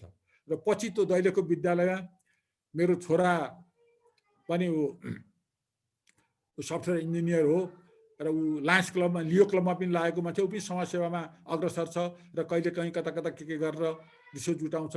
लौन बाबु त्यहाँ केही गर्नु पर्यो दैलेख जस्तो दुर्गम ठाउँमा भनेपछि एउटा लाइब्रेरी करिब 2-2.5 लाख रुपियाँ उसले पैसा कता कताबाट जोडेर केही किताबहरू इभन दराज समेत काठमाडौँबाट तयार गरेर ल त्यहाँ लाइब्रेरी पनि दैलेखमा स्थापना गरियो र एउटा त्यहाँ केही समयको डिबेट सम्बन्धी तालिम पनि यहाँबाट मान्छेहरू साथीहरू पठाएर त्यो तालिम पनि गराइयो र अहिले पनि त्यहाँ प्रहरसँग केही विद्यार्थी अभिभावकहरूसँग मेरो नियमित रूपमा सम्पर्क भइराखेको छ दैलेखमा पनि। रसुवामा पनि त्यहाँ धेरै विद्यार्थीहरूसँग अभिभावकसँग पनि छलफलहरू भयो। अहिले पनि बेला बेलामा कहिलेकाहीँ जान्छु, सम्पर्कमै रहिराखेको छु। यस्तै मेरो गाउँको विद्यालयमा पनि म कहिलेकाहीँ जाने, त्यो गर्दाखेरिमा मलाई के लाग्यो भन्दा मलाई अहिले पनि के लाग्छ जबसम्म शिक्षकहरू योग्य हुँदैन र उनीहरू लाग्दैन, जबसम्म शिक्षकको मनोबल उकास्न सकिँदैन तबसम्म शिक्षा प्रगति भन्ने नसोचेको हुन्छ। अहिले धेरै ठाउँमा हेऱ्यो भने हामी सबै शिक्षकलाई गाली गर्छौँ, शिक्षक झोले, राजनीति गर्ने, नपढाउने हुन् त। उनीहरू पनि एक किसिमको त्यो केही क्रियाकलाप भएरै भनेको हो। तर सबै त्यसलाई डोमिनेट गर्यो भने जब उसको मनोबल राम्रो हुँदैन कहिले पनि पढाइ राम्रो हुन सक्दैन, यो स्पष्ट हो। त्यो छ शिक्षक हामी जहिले के गर्छौँ भन्दा छात्रवृत्ति दिन्छौँ, उ गर्छौँ, विद्यार्थीलाई गर्छौँ। मलाई के शिक्षकलाई पुरस्कृत गर्नु पर्यो भनेर मेरो गाउँको विद्यालयमा मैले शिक्षकलाई भने ल तपाईँहरूको मूल्याङ्कन एसईको रिजल्टबाट गर्ने, ल मूल्याङ्कनको आधार बनाउनुहोस्, राम्रो गर्नेलाई पुरस्कार दिनु पर्यो। शिक्षकलाई पुरस्कार गर्ने जसको विषयमा राम्रो हुन्छ, त्यो पुरस्कारको पैसा म दिन्छु, कसैले बेहोर्नु पर्दैन, जति हुन्छ पुरस्कार धेरै थोरै नमान्नुहोस् भनेर भन्दा त्यहाँ छलफल गरेर तपाईँहरू क्राइटेरिया बनाउनुहोस् भने उहाँहरू क्राइटेरिया पनि बनाउनु भयो त्यति राम्रोसँग। ल गरौँ भन्यो भन्ने खासै चासो नदिने, अनि त्यहाँ मैले जबरजस्त आफैले क्राइटेरिया बनाएँ र यो अनुसार गर्दा हुन्छ कि हुन्न भन्दाखेरिमा हुन्छ भन्ने कुराहरू भयो। र मैले सामान्य त्यहाँ 2टा क्राइटेरिया बनाएको थिएँ। एउटा त विद्यार्थीमा एसईमा सी एन्ड एबोभ ल्याउने कति % विद्यार्थी छन् र अर्को एभरेज जिपिए कति आयो, यी 2टालाई आधार औसत मानेर जसको अङ्क बढी आउँछ उसलाई पुरस्कृत गर्ने, पहिलो दोस्रो तेस्रो चौथो पनि गरेर धेरैलाई दिउँ भनेर यसरी। र अनि अघिल्लो वर्षभन्दा पछिल्लो वर्षमा कति इम्प्रुभ गर्यो त, कति बढायो, त्यसरी पनि पुरस्कार दिने व्यवस्था गरियो। त त्यसमा पनि उसलाई सम्मान दिँदाखेरि एउटा चिठी पत्र सही दिउँ न त विद्यालयलाई भन्दाखेरि विद्यालयको प्रहर व्यवस्थापन समितिले एउटा पत्रमा सही गरेर तपाईँको विषयमा एसईमा राम्रो लाग्यो तपाईँलाई धन्यवाद भनेर एउटा पत्र दिन व्यवस्थापन समिति र प्रहर तयार हुनु भएन। यस्तो छ विडम्बना। यही प्रस्ताव म रसुवामा गएको बेला विद्यालयमा प्रस्ताव राखेँ, ल यहाँ पुरस्कार गर्नु पर्यो, म दिन्छु 1-2 वर्षलाई, के गरौँ भन्दाखेरिमा त्यहाँ विरोध आयो। हुँदैन सर, यो हुँदैन, यो गरौँ भने कहिले पाउने कहिले नपाउने, जसले पायो उसैले पढाउँछ भनिदिए भइहाल्यो नि। यसले त उत्साहित होइन, विरोध आउँछ, हामीमा फाटो आउँछ भन्नुभयो। यसो हेरेको कसले भन्नुभयो भन्दाखेरिमा जसले राम्रोसँग पढाउनु हुँदैन थियो, जसको विषयमा विद्यार्थीहरू कमजोर थिए उहाँहरूले त्यसको विरोध गर्नुभयो र राम्रो गरेर यो हुनुपर्छ भन्ने आँट गर्नु भएन। विद्यालय नै भयो भनेपछि अनि त्यहाँ मैले पुरस्कार दिने भनेर घोषणा गर्ने कुरो पनि त्यो सम्भावना रहेन। यही पुरस्कार गर्ने क्रममा अब मेरो यो यताउता किन विषय तयार नगरेर घुमफिरी गएको छ। हामी रामेछापमा गयौँ सुवर्ण सर र म, र त्यहाँ पनि 10 कक्षाको एसईको रिजल्टलाई खोजेर ढड्डा खोजेर हामीले एनालाइसिस गऱ्यौँ। त्यही आधारले कति पास भयो के भयो भने हेर्दाखेरिमा सबभन्दा उत्कृष्ट नम्बर एकजना नेपाली शिक्षकको आएको छ। उहाँ सायद बैतडीको कि जस्तो लाग्छ है सुवर्ण सर, होइन सुदूरपश्चिमकै हुनुहुन्थ्यो बैतडीको हो, बैतडीको है। अनि उहाँको सबभन्दा उत्कृष्ट आयो र उहाँलाई हामीले भन्यौँ कि सबैलाई भन्यो ल सबभन्दा राम्रो नम्बर उहाँको आएको रहेछ, उहाँलाई बधाई छ भन्दा उहाँ यति खुसी हुनुभयो कि नेपाली पढाउने शिक्षक भनेर उहाँलाई त्यो सम्मान उहाँले कहिले पाउनु भएकै रहन्छ। त्यस्तो अवस्था, त्यो एउटा धन्यवाद भन्दा पनि उहाँ खुसी हुनुभयो। तर हामी गएको बेला त वार्षिक उत्सव थियो, वार्षिक उत्सव पुरस्कृत हुने अर्कै सर हुनुहुन्थ्यो, धेरै टाँठो बाठो फुर्तिलो हुनुहुन्थ्यो। तर उहाँको नम्बर भने हामीले गरेको एनालाइसिसमा अलिक तलै थियो होइन सुवर्ण सर? उहाँकोमा धेरै विद्यार्थी चाहिँ नि फेल थियो। उहाँको तलै थियो। त्योभन्दा यी धेरै कुराहरू गाह्रो रहेछ यो अनुभव गर्नलाई। यसै क्रममा म पर्वतमा गर्दाखेरि एकपल्ट हाम्रो नगरपालिकाको मेयर साहबलाई भेटेर कमसेकम आफ्नो नगरपालिकाको कुनै विद्यालयमा गएर रसुवामा गएर सेवा गरिएको छ, अन्त गरिएको छ भने आफ्नै गाउँमा गएर 1-8 महिना बसेर किन नगर्ने भन्ने सोचले म नगरपालिकामा गएँ। त्यहाँ कार्यकारी अधिकृत, मेयर अनि शिक्षा हेर्ने मान्छे उहाँहरूसँग राखेर छलफल गर्न र केही गर्न पर्यो, एउटा विद्यालयलाई मोडल रूपमा अगाडि बढाउनु पर्यो। ल मैले के गर्नुपर्ने हुन्छ, म सहयोग गर्न तयार छु भने मैले राख्दाखेरिमा मेयर साहबले के भन्नुभयो भन्दा ठिक छ तपाईँ के प्रपोजल लिएर आउनुहोस् न अलि पछि, यहाँले मलाई फुर्सद छैन भन्नुभयो। अथवा उहाँले के सोच्नु भन्दा यो कुनै जागिर खोज्न आएको, दाम खोज्न आएको एउटा प्रपोजल लिएर आएपछि उहाँले मलाई निगाह गर्ने अवस्था जस्तो भयो। त्यसपछि म फेरि कुनै प्रपोजल लिएर म त्यहाँ गइनँ, किन भन्दा म त सेवा गर्न गएको, केही गर्न सकिन्छ कि भनेर सोचमै खोट भएपछि के गर्ने। यही क्रममा परम एउटा विद्यालयमा यसरी कुरा गर्दाखेरिमा सानो प्राविधिक स्तर 3 कक्षासम्म पढाइ हुने एउटा विद्यालय रहेछ। त्यहाँ सबै माझीका बालुवा चाल्ने उनीहरू केटाकेटीहरू पढ्ने रहेछन्। त्यहाँ कोरियाको एउटा यो श्रमिकहरूले यहाँबाट नेपालबाट कोरिया गएकाहरूले कोअर्डिनेट गरेर त्यहाँका श्रमिकहरू सपोर्ट गरेर विद्यालय भवन बनाइदिएको रहेछ। त्यहाँ राम्रो सुविधा सहित शिक्षकहरू रहेछन्, सोलर सहित बाथरुम सबै कुरो गरेको रहेछ। ल सर हामीलाई केही गरिदिनु पर्यो भन्नुभयो र म त्यो विद्यालयमा गएर यसो हेरेँ, भौतिक सुविधा त राम्रै छ तर पढाइको स्तर त्यति राम्रो छैन, शौचालय छ सफा छैन, कम्पाउन्ड पनि सफा छैन, फोहोर छ, विद्यार्थीको पढाइ हेऱ्यो त्यो पनि राम्रो छैन।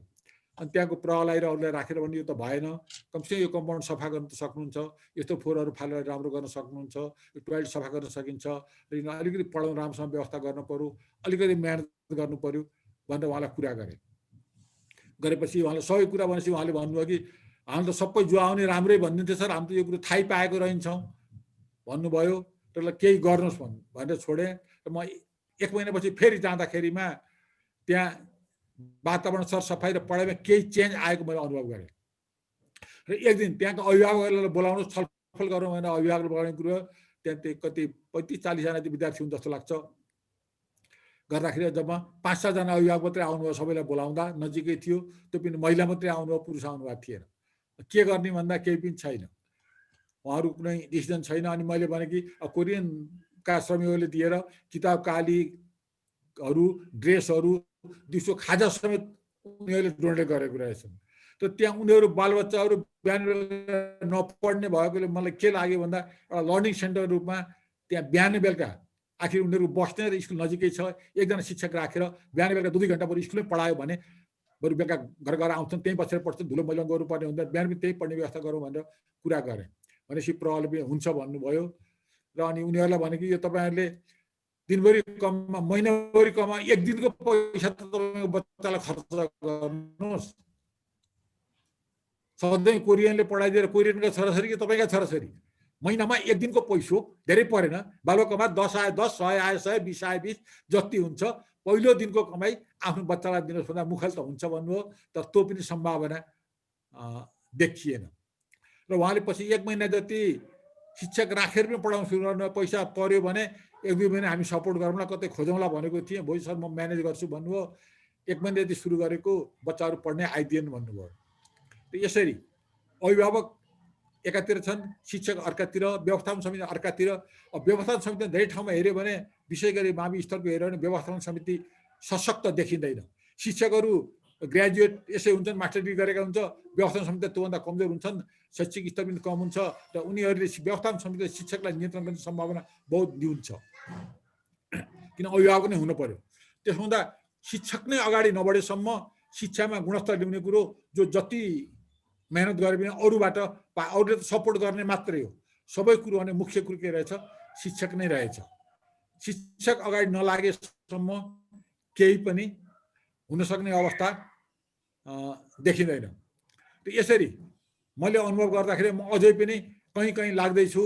म एकजना यस्तै शिक्षामै काम गर्ने आइएनजिओ सायद वर्ल्ड एजुकेसन हो कि जस्तो लाग्छ, काठमाडौँमा एउटा साथीसँग म त्यहाँ गएँ, उहाँको अफिसमा गएँ। एकजना विदेशी महिला नेपालीसँग बिहा गर्नु के समथिङ शेर्पा, हेलेन शेर्पा के हुँदोरहेछ।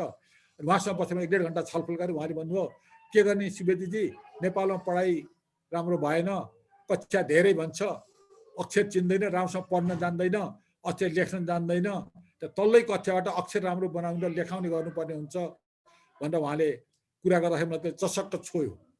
र के गर्नु अक्षर राम्रो गर्नु त हामीले रामेछापमा सोर्सले हामीले कुरा गऱ्यौँ, र एकजना टिचर ल्याएर यहाँ अक्षर सिकाउनु पर्यो भन्ने कुरा भयो। तर त्यसलाई पनि हामीले साँच्चै व्यवहारमा सकिएन होइन सुवर्ण सर, मान्छे बोलाउने कुरा गरियो, भएन। यो अक्षर लेख्न कति सजिलो हुँदो रहेछ भन्दाखेरिमा सुवर्ण सरको विद्यालयमा हप्तामा 1 दिन एकजना शिक्षिका बोलाएर ह्यान्ड राइटिङ मात्रै सिकाउने रहेछ। यो कस्तो सहिलो गाह्रो के हुँदो रहेछ। 3-4 हप्ता म आफै पनि सुवर्ण सरको पर्मिसन लिएर उहाँको स्कुलमा गएर 2 कक्षा हुँदा 2 कक्षा, 3 हुँदा 3, 4 हुँदा 4 मिसको पछि गएर म झन्डै 5-6 हप्ता त्यहाँ गएर नेपाली अङ्ग्रेजी अक्षर सिक्न प्रयास गरेँ। बच्चाहरू सर्वप्रति साथी भने त्यसले केही न केही चाहिँ आउँदो रहेछ। यसलाई कसरी कार्यरूप दिने भने धेरै ठाउँ प्रयास गर्दाखेरि सम्भवतः रसुवामै त्यो जुन मैले जहाँ काम गरेको थिएँ त्यो गाउँपालिकाले भनेर त्यहाँबाट सबै विद्यालयको एक एकजना शिक्षक र प्लस 5 जना अरू बाहिरको शिक्षक लिएर उनीहरूलाई तालिम दिएर 1 हप्ताको तालिम दिएर 2 महिना हस्ताक्षर मात्रै सिकाउने बाहिरको शिक्षकले गएर त्यो एउटा कार्यक्रम हुने अवस्थामा छ। सम्भवतः अगाडि बढेको छ होला जस्तो लागेको छ। यसले कति चेन्ज आउँछ मलाई थाहा छैन। कैयौँ हेरौँ अक्षर हेरौँ 5-6 कक्षामा पढ्छ, राम्रोसँग लेख्न जान्दैन, लेखेका कुरो पढ्न जान्दैन, अङ्ग्रेजी हेरौँ क्यापिटल लेख्न स्मल छ, 4 धर्को जुन प्रिन्सिपल हो त्यो लागू गरेको छैन, शिक्षकले हेरौँ राइट लगाइदिएछ, शुद्ध अशुद्ध के हेरिएकै छैन। अन्त त्यसै राइट लाउनु भन्दा त्यस्तो त राम्रो भएन। र कतिपय ठाउँमा जाँदाखेरिमा विद्यार्थीहरूसँग छलफल गर्दाखेरिमा विद्यार्थीहरूले कतिपय त्यो बेला कस्तो भयो हुन्थ्यो त बडा राम्रो राम्रो कुराहरू गर्दा रहेछन्, हामीले सोचेको हुँदैन। कतिपय ठाउँमा भन्छन् विद्यार्थीहरूले घरमा बुवा आमाले रेडियो टिभी चर्कोसँग नबजाइदिए हुन्थ्यो, बुवा आमा झगडा नगरिदिए हुन्थ्यो, जुन हामीले सोचेकै छैनौँ। विद्यालयमा यो दलित भनेर हेला नगरिदिए हुन्थ्यो, नजान्ने विद्यार्थीलाई अलि राम्रो बढी ध्यान दिइदिए हुन्थ्यो सरहरूले। यस्ता यस्ता कुराहरू विद्यार्थीको चाहना हुँदो रहेछ है। एकदम विद्यार्थी त हामी फेल भयो भनेर स्कुलको सरलाई गाली नगरिदिए हुन्थ्यो अन्त राम्रो छाप्ने होइन सुवर्ण सर? हजुर त्यसैमा ठोसेको एकजना विद्यार्थी लियो भने थियो, अर्को चाहिँ एउटा त्यहाँ चाहिँ भने केवल चाहिँ नि म फेल भएँ भनेर सरलाई गाली घर बुवा नगरे हुन्थ्यो। अभिभावकले चाहिँ आफूलाई अरूसँग नदाज दिए हुन्थ्यो यस्ता यस्ता कुराहरू विद्यार्थीबाट पाइँदो रहेछन् होइन। एउटा चाहिँ कतिपय म रसुवामै अथवा अन्तमै घरमा जाँदाखेरिमा यसो हेऱ्यो घर सानो छ, बेग्लै कोठा छैन, एउटै कोठा छ अथवा एउटा कोठा छ, त्यहीँ आमा उता खाना पकाउँदै हुनुहुन्छ, बुवा यता गफ गर्दै हुन्छ, अर्को साथी पनि त्यहीँ आएर गफ गर्दै हुनुहुन्छ, उस्तै परे साथी आएपछि रमझम गर्दै हुनुहुन्छ, ओल्ला खाट्टामा बसेर बच्चा पढ्दैछ। त्यो वातावरण कसरी पढायो भने भन्नुहोस् त? हामी सोच्छौँ कि सबै सहरको जस्तो गरेर यस्तो भनौँ उस्तो भनौँ भन्छन्। गाउँको अवस्थामा साँच्चै फरक छ। त्यसलाई बेग्लै ढङ्गले नसोचेसम्म यो पारा लाग्ने अवस्था देखिँदैन। र कुनै पनि देशको विकासै गर्ने हो भने शिक्षा र स्वास्थ्यमा समान अधिकार जरुरी भयो। साँच्चै देश बनाउने हो भने धनीको मान्छे गरिबको बच्चाले समान शिक्षा पाउनु पर्यो र ऊ पनि क्वालिफाइड हुनु पर्यो। कैयौँ बच्चाहरू अहिले के छ भन्दा पढेर जागिर पाइन्छ अथवा योभन्दा राम्रो जीवन बिताउन सकिन्छ भने उनीहरूले विश्वास नै छैन। कैयौँ बच्चाहरूलाई मैले कहिले काहीँ सोध्छु अथवा 9-10मा पढ्नेलाई त भोलि गएर के हुने विचार छ भने सोध्न सकिन्छ। तल नभए पनि 10मा पढ्नेबाट बाटो लिनुपर्छ भन्दा कोही प्रहरी हुने, कोही गाइड हुने, कोही गायक हुने सिपाउँछ, ठिकै हो। कोही उसको पढाइको स्तर आर्थिक अवस्था डाक्टर हुने, इन्जिनियर हरेक लेखिएको छ, त्यो हुने सम्भावना कम देखिएको छ हेर्दाखेरिमा। जबसम्म सरकारले शिक्षालाई सर्वसुलभ र गुणस्तरीय बनाउँदैन र शिक्षा र स्वास्थ्यमा त्यो नभएसम्म जति गफ गरे पनि देश उकालो लाग्नेवाला सम्भावना छ, त्यहाँबाट सुरु नगरेसम्म हुँदैन। र मलाई के लाग्छ भन्दा शिक्षकको तलबलाई घटीमा अरूको भन्दा 1.5 ले गुणन गर्नु पर्यो, होइन 2 ले गुणन गरे हुन्छ। घर पाइ दिनै हुँदैन। मैले अनुभव गरेको, मैले घर पाइभन्दा बाहिर हुँदा मैले जति राम्रो मेहनत गरिसकेँ, बिहान बेलुका होमवर्क गर्नेदेखि हेर्ने सबै काम हुन्थ्यो, घर पाएपछि त्यो सम्भव हुँदो रहेछ। र क्वालिटीको शिक्षा नभएको दिन उसले दिन सकेन भने त्यो दिन बिदा गर्ने, फेरि त्यो तलब 2 ले मात्रै गुणन गरेर भएन। कतिपय यो अन्तर्राष्ट्रिय रूपमा छ अरे, मैले सुनेको ठ्याक्कै देश त थाहा भएन। तल्लो क्लासमा पढ्न धेरै पढेको चाहिन्छ अरे। ग्रेजुएटले माविमा पढायो भने प्राविमा पढाउनलाई त पोस्ट ग्रेजुएट चाहिने, अझ त्यो पनि प्रमोसन भयो भने तल्लो कक्षा पढाउन जानुपर्छ अरे। किन भन्दा तलकालाई बढी क्वालिटीको मान्छे जग बलियो नभएसम्म माथि राम्रो हुँदैन। हाम्रो त के छ भन्दा तलको नजाने पनि हुने, माथि माथि जाने हुँदैपछि जोड घटाउने नजानेको मान्छे 8 कक्षामा पुगेपछि अनि माविको टिचरले जति नै मेहनत गरे पनि त्यसलाई पार लाउन सक्दैन। तलैबाट उसले अक्षर राम्रो लेख्न जानेको छैन, माथि गएर के गर्ने? जबसम्म जग बलियो हुँदैन, 5 कक्षासम्म आधारभूत शिक्षा राम्रो क्वालिटीको दिए त्यो माथि आफूले मेहनत गर्न सक्छ। त्यसमाले सरकारले पनि राम्रोसँग सोच्ने हो भने तल जग पहिलो कुरो बनाउनु पर्यो र आधारभूतमै हामीले व्यवसायिकको त सामान्य हो, धेरै प्रयास घरकै कुरो गर्न लगाइदिए पनि हुन्छ। घरै भएको कर्साले पानी हाल, घरमा 2-4 फुलका बोट रोप, अलिकति गर भन्यो भने पनि हुन्छ। पर्वतले हाम्रो एकजना माविको हेड सरले त्यो एउटा अभियान चलाउनु भएको थियो कृषि विषयमा। सबैको घरमा कुखुरा पाल्ने पनि त्यसको नम्बर हुने 20 नम्बर। अनि पण्डितको घरमा कुखुरा नपाली सुखै भएन। पण्डितको घरमा पनि कुखुरी कहाँ गर्न थाले, किन भन्दा 20 नम्बर घट्ने भयो। बाले नपाला भने छोरोले कि म स्कुल जान्न के कुखुरा ल्याउँछु भन्ने पर्ने अवस्था आयो। त्यो कहिलेकाहीँ त्यस्तो अभियानले पनि काम गर्दो रहेछ है।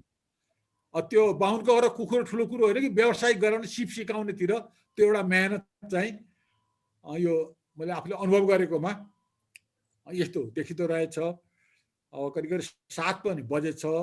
मेरा अनुभूतिहरू हुन त यो भन्दै गयो भने अर्को 1 घण्टा पनि बोल्न सकिन्छ होला, तर समय धेरै लरबराए भएन। भयो भने म सधैँ सँगै छु, परेर अर्का दिन ल कोही भएन भने ल सर छलफल गरौँ भन्यो भने त्यसमा म आफै फेरि पनि तयार हुन सक्छु। यस्तै क्रममा म यहाँले सुन्नु होला राउटे नेपालका घुमन्तेहरू उनीहरूसँग पनि सम्पर्कमा गर्छु, उनीहरूको बस्ती 2-4 पल्ट गर्छु। कुनै दिन अनुकूल भयो भने एक दिन राउटेको विषयमा अलिअलि हामी छलफल गरौँला। यति भन्दै म आजका कुराहरू 7 बजेको हुनाले यहीँ बिट मारौँ। अब यहाँहरूको केही जिज्ञासा छ भने बाँकी आधी घण्टा 7:30 सक्ने है सर आज? हस् 7:30 सक्छौँ हामी है ढिलोमा। हजुर। अब मैले आज रमाकान्त सर र हाम्रो दामोदर सरलाई विशेष अनुरोध गर्छु, किनभने अस्ति दामोदर सरको यो अनुभव र अनुभूतिमा चाहिँ एउटा समग्र हामीले चाहिँ देश नेपाल राष्ट्र नै समेटेर एउटा व्यावसायिक र प्राविधिक शिक्षामा उहाँले कसरी नीतिगत रूपमा काम गर्नुभयो। आज रामचन्द्र सरको भगाइ चाहिँ त्यसलाई चाहिँ नि फिल्डमा गएर हेर्दाखेरि कस्तो देखियो भन्ने कुरोलाई जोड्न खोजेको हो। र यस सम्बन्धी केही चाहिँ देश विदेशका अनुभव चाहिँ रामाकान्त सरसँग छ र हाम्रो शिक्षालाई गुणस्तरीय बनाउनमा चाहिँ रामाकान्त सर अहोरात्र यसमा चाहिँ खटिरहनु भएको हुनाले यो गुणस्तरको लागि चाहिँ केही चाहिँ रामचन्द्र सरको हाम्रो यो अनुभव पनि यहाँ चाहिँ नि सारगर्भित नै होला भन्ने मलाई लागेको छ। त्यसैले म एकचोटि सर्वप्रथम रमाकान्त सरलाई र अनि म दामोदर सरलाई चाहिँ यसमा चाहिँ केही चाहिँ पूरक कुराहरू राखिदिनु हुन अनुरोध गर्छु सर। धन्यवाद सुवर्ण सर। सबै यो स्क्रिनमा रहनुभएका यो स्कुल अफ थट, यो स्कुल हाम्रो क्लब, यसका सबै जोडिनु भएका चाहिँ मित्रहरूलाई चाहिँ हार्दिक नमन गर्छु यो साँझको चाहिँ। अनि आज मलाई असाध्यै चाहिँ यो मजा, यो क्लबको यो स्कुलको चाहिँ एउटा मजा के आयो भन्दा जो रामचन्द्र सुवेदीलाई म 50 वर्षदेखि पहिलेदेखिबाट जान्दछु, चिन्दछु, तर आज म केमा भने मैले के पनि जानेकै रहेनछु उहाँलाई। आज मात्रै बल्ल चाहिँ जाने। जसलाई 50 वर्ष पहिलेदेखिबाट जान्दछु, चिन्दछु, जोसँग मेरो श्रीमती र उहाँ मेरो क्लास फेलो नै हो, उहाँहरू सँगै पढ्नुभयो, तर मैले केही थिएन रे। एउटा बडा गजबको कुरा त यही भयो कि त्यसकारण चाहिँ यो फोरममा यति व्यवस्थित ढङ्गले एकजना मान्छेले करिब 40-45 मिनट कुरा राख्दाखेरि सिङ्गो जीवन एउटा मान्छेको आउँदो रहेछ हैन। त्यति पनि हामीलाई सुन्ने सुनाउने चाहिँ न कसैलाई सुन्ने फुर्सद छ न कसैलाई सुनाउने अवसर छ हैन। भनेपछि 50 वर्षको बिचमा धेरैचोटि भेट भयो रामचन्द्रजीको र मेरो। हामी चाहिँ कहिले कहिले पढेकै स्कुलमा पुनर्मिलन गर्ने भनेर चाहिँ दसैँमा भेटघाट पनि गर्थ्यौँ। 2-4 मिनट समय हुन्थ्यो अनि कुराकानी गर्थ्यौँ, केही नयाँ कुराहरू सुनाउँथ्यौँ। अनि कहिले कहिले भेट हुँदाखेरि चाहिँ उहाँको भेट्न जान्थ्यौँ, उहाँ पनि मेरो घरमा भेट्न आउनुहुन्थ्यो। त्यो पनि चाहिँ हामीले भेटेर गफ गर्न खोजेको अनुकूलता मिलेन। तर आज मलाई के लाग्यो भन्दा मैले रामचन्द्र जुन आजको रामचन्द्र जुन चाहिँ यो स्क्रिनमा देखिएर प्रस्तुत हुनुभयो त्यो रामचन्द्र त मैले चिनेकै रहेनछु। त्यसकारण एउटा म्याडम र म सबै कुरा सुनिरहँदा यहाँ हाँसिरहेको थियौँ। म्याडम पनि सँगसँगै पढ्या साथी रे, सँगसँगै एउटै ठाउँ के रे। आज बल्ल चाहिँ रामचन्द्र, अहिलेको रामचन्द्रलाई चिनिने एउटा कुरा। त्यसकारण चाहिँ अर्को हरेक मान्छे चाहिँ एउटा पुस्तक हो। एउटा मान्छेको जीवनी किन पढ्ने, किन सुन्ने हैन। अब उहाँले आज यो राख्नु भएको छ, लाइभ पनि प्रसारण भएको छ, हामी सेयर गरौँला, युट्युबमा पनि रहिहाल्छ। त्यो एउटा किन पढ्ने भन्दा एउटा मान्छेको जीवनी त हरेकको छ। एउटा मान्छेको जीवनीले युगको प्रतिनिधित्व गर्छ, त्यो समयको प्रतिनिधित्व गर्छ। त्यो समयमा मानव समाजशास्त्रीय हिसाबले पनि मानव समाज कसरी अघि बढ्दै थियो त्यो अनुभव गर्छ। अझ उहाँले त चाहिँ अब सुवर्ण सर र उहाँको चाहिँ अझ राम्रो चाहिँ सहकार्य रहेछ पेशागत रूपले सँगै तपाईँहरूले काम गर्दाखेरि। उहाँले चाहिँ अब दैलेख, रसुवा देखिबाट राउटेसम्मका जुन अनुभव सुनाउनु भयो, वास्तवमा हामीले पढाएका पुस्तकहरू हामी चाहे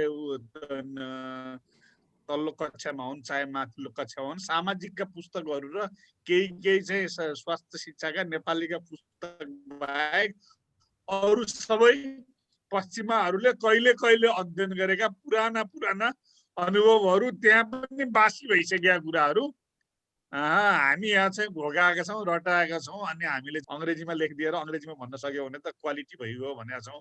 वास्तवमा हेर्ने हो भने हाम्रो स्थिति चाहिँ आज सुवर्ण सरले हो क्यारे चाहिँ आज कान्तिपुरमा हाम्रो शिक्षाको गाई जात्रा भन्ने चाहिँ एउटा चाहिँ आर्टिकल कसले लेखाएर राष्ट्रिय गाई जात्रा सर, शिक्षामा राष्ट्रिय गाई जात्रा, शिक्षाको राष्ट्रिय शिक्षामा राष्ट्रिय गाई जात्रा भनेर चाहिँ कान्तिपुरको कुरा सुवर्ण सरले सेयर गर्नुभएको थियो। हाम्रो दशा कथा व्यथा त्यही हो। तर यस्तो खालको चर्चाले यो 1-2 वर्षमै के चिज ल्यायो भन्दा हामीले यो अङ्कमा खोज्ने गरेर चाहिँ गुणस्तर पनि यो पनि केही कामको रहेनछ हैन।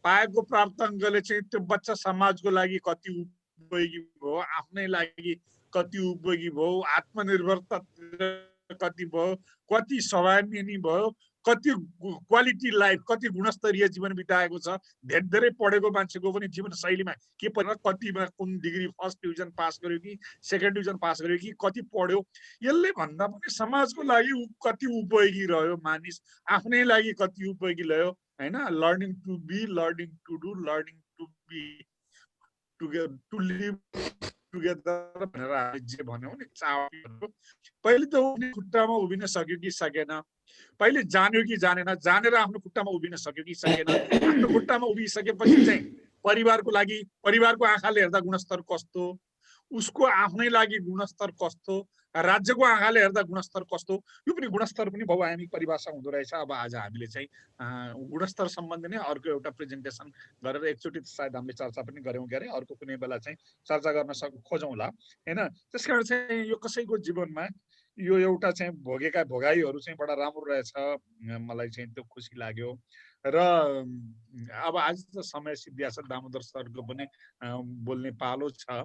त मलाई सारमा के लाग्छ भन्दा नि हरेक देशले यहाँ अस्ति नै मैले एउटा चर्चा पनि गरेको थिएँ, यो बच्चाहरूलाई आजभोलि जापान त्यति विकसित देश छ, म त्यहाँ गएको बेलामा बाबु मलाई चाहिँ यहाँको चाहिँ जापानको यो सुरुको चाहिँ आधारभूत कक्षाहरू अथवा इसिडी क्लासका क्लासहरू चाहिँ हेर्ने व्यवस्था मिलाउन सक्छौ भनेर मैले छोरासँग रिक्वेस्ट गरेँ। छोराको भाषा पनि राम्रो, ऊ टिचिङ प्रोफेसनमै भएका मान्छेले, अनि बुवासँग आफ्नो आइडेन्टिटी चाहिँ एउटा एकाडेमिक फिल्डको मान्छे हो भन्ने आइडेन्टिटी देखाउने केही छ भनेर उसँग डकुमेन्ट छ भनेर भन्यो। छ बाबु, मसँग चाहिँ मेरो कलेजको चाहिँ एउटा पत्र नै छ र मलाई चाहिँ पहिलेको चाहिँ आइडी कार्ड पनि छ, मैले मन्त्रालयमा काम गरेको के आदि इत्यादि सिभी पनि छ, र म एउटा चाहिँ रिसर्च गर्न चाहिरहने मान्छे हुँ, अध्येता हुँ भन्ने विषयमा देखाउने मेरो केही कागजपत्रहरू छ भने म त्यो आज पठाइदिन्छु। त्यसपछि चाहिँ यो सबै स्क्यान गरेर पठाइदिन्छु। हजुरलाई चाहिँ भोलि चाहिँ अब उसले हेर्न दिने भयो भने हामीलाई रेस्पोन्स आउँछ, अनि जाउँला, सोझै हामी चाहिँ फलानु स्कुलमा हेर्न आएको भनेर गेटमा पर्खेर गएर यहाँ स्कुलहरू कलेजहरू हेर्न पाइँदैन, अलिक गाह्रो हुन्छ र त्यस्तो सभ्यता पनि राम्रो हुँदैन भनेर भन्यो। अनि चाहिँ उसले लेखेर पठायो यस्तो यस्तो चाहिँ यो र उसले चाहिँ अध्ययन गर्न चाहन्छ, कम्पेरिटिभ स्टडी गर्न चाहन्छ मेरो बुवाले भनेर भन्यो। भोलिपल्ट उसलाई रेस्पोन्स आयो, ल आऊ हेर्न लिएर आऊ, ठिक छ मेरो बुवालाई भनेर भन्यो। अनि गयौँ, गइसकेपछि कुराकानी गरेँ। अनि म जाँदाखेरि चाहिँ त्यो चाहिँ 4 वर्षको बच्चाहरूलाई उनीहरू बालुवामासँग खेल्ने, कुटो सानो सानो चाहिँ कुटोहरूले उ गर्ने, गोड्ने हैन, सफा गर्ने, यस्तो काम धुलो मैलोसँग खेल्ने गराइरहेको थियो उनीहरू।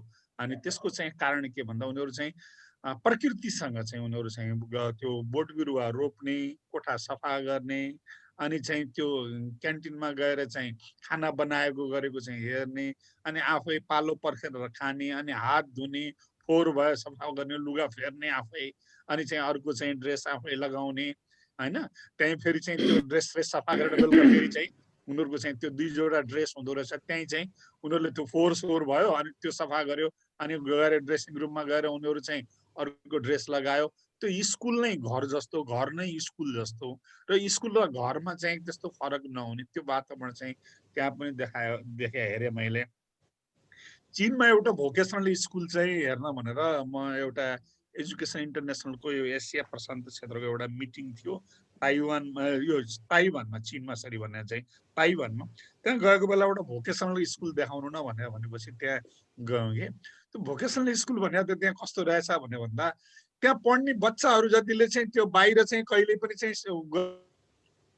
सपाल काट्ने गर्दो रहेछन्। त्यहाँ बच्चाहरू पढ्ने जति बच्चाहरूको चाहिँ सबै काट्ने त्यही स्कुलमै चाहिँ एउटा त्यहाँ केही ल्याबहरू छ। त्यहाँ चाहिँ आज कपाल काट्नु पर्ने पालो छ, कसको बढ्या छ, अनि कुन मोडेलले कपाल काट्ने हो, उनीहरूको कपाल काट्ने काम पनि त्यही हुन्छ। अनि कसैले चाहिँ बाजा, स्कुलको बाजा छ, हाम्रो प्रहरी ब्यान्ड छ नि, प्रहरी ब्यान्ड जस्तै स्कुलको बाजा छ। अनि त्यहाँ कहीँ कम्युनिटीमा चाहिँ कसैको चाहिँ केही फेस्टिभल छ, त्यहाँ कम्युनिटीमा फेस्टिभल छ भने फेस्टिभलमा बाजा बजाउनको लागि स्कुलको बच्चाहरूलाई चाहिँ त्यहाँ स्कुललाई चाहिँ उनीहरूको रिक्वेस्ट आउँछ अनि बच्चाहरू बाजा लिएर चाहिँ त्यहाँ फेस्टिभलमा जान्छन्, बाजा बजाउँछन्, पैसा कमाएर लिएर आउँछन्, उनीहरू स्कुलमा क्लबमा राख्छन्, अरू एक्टिभिटी गर्छन्, उनीहरूले पैसा कमाउँछन्, त्यो गर्छ।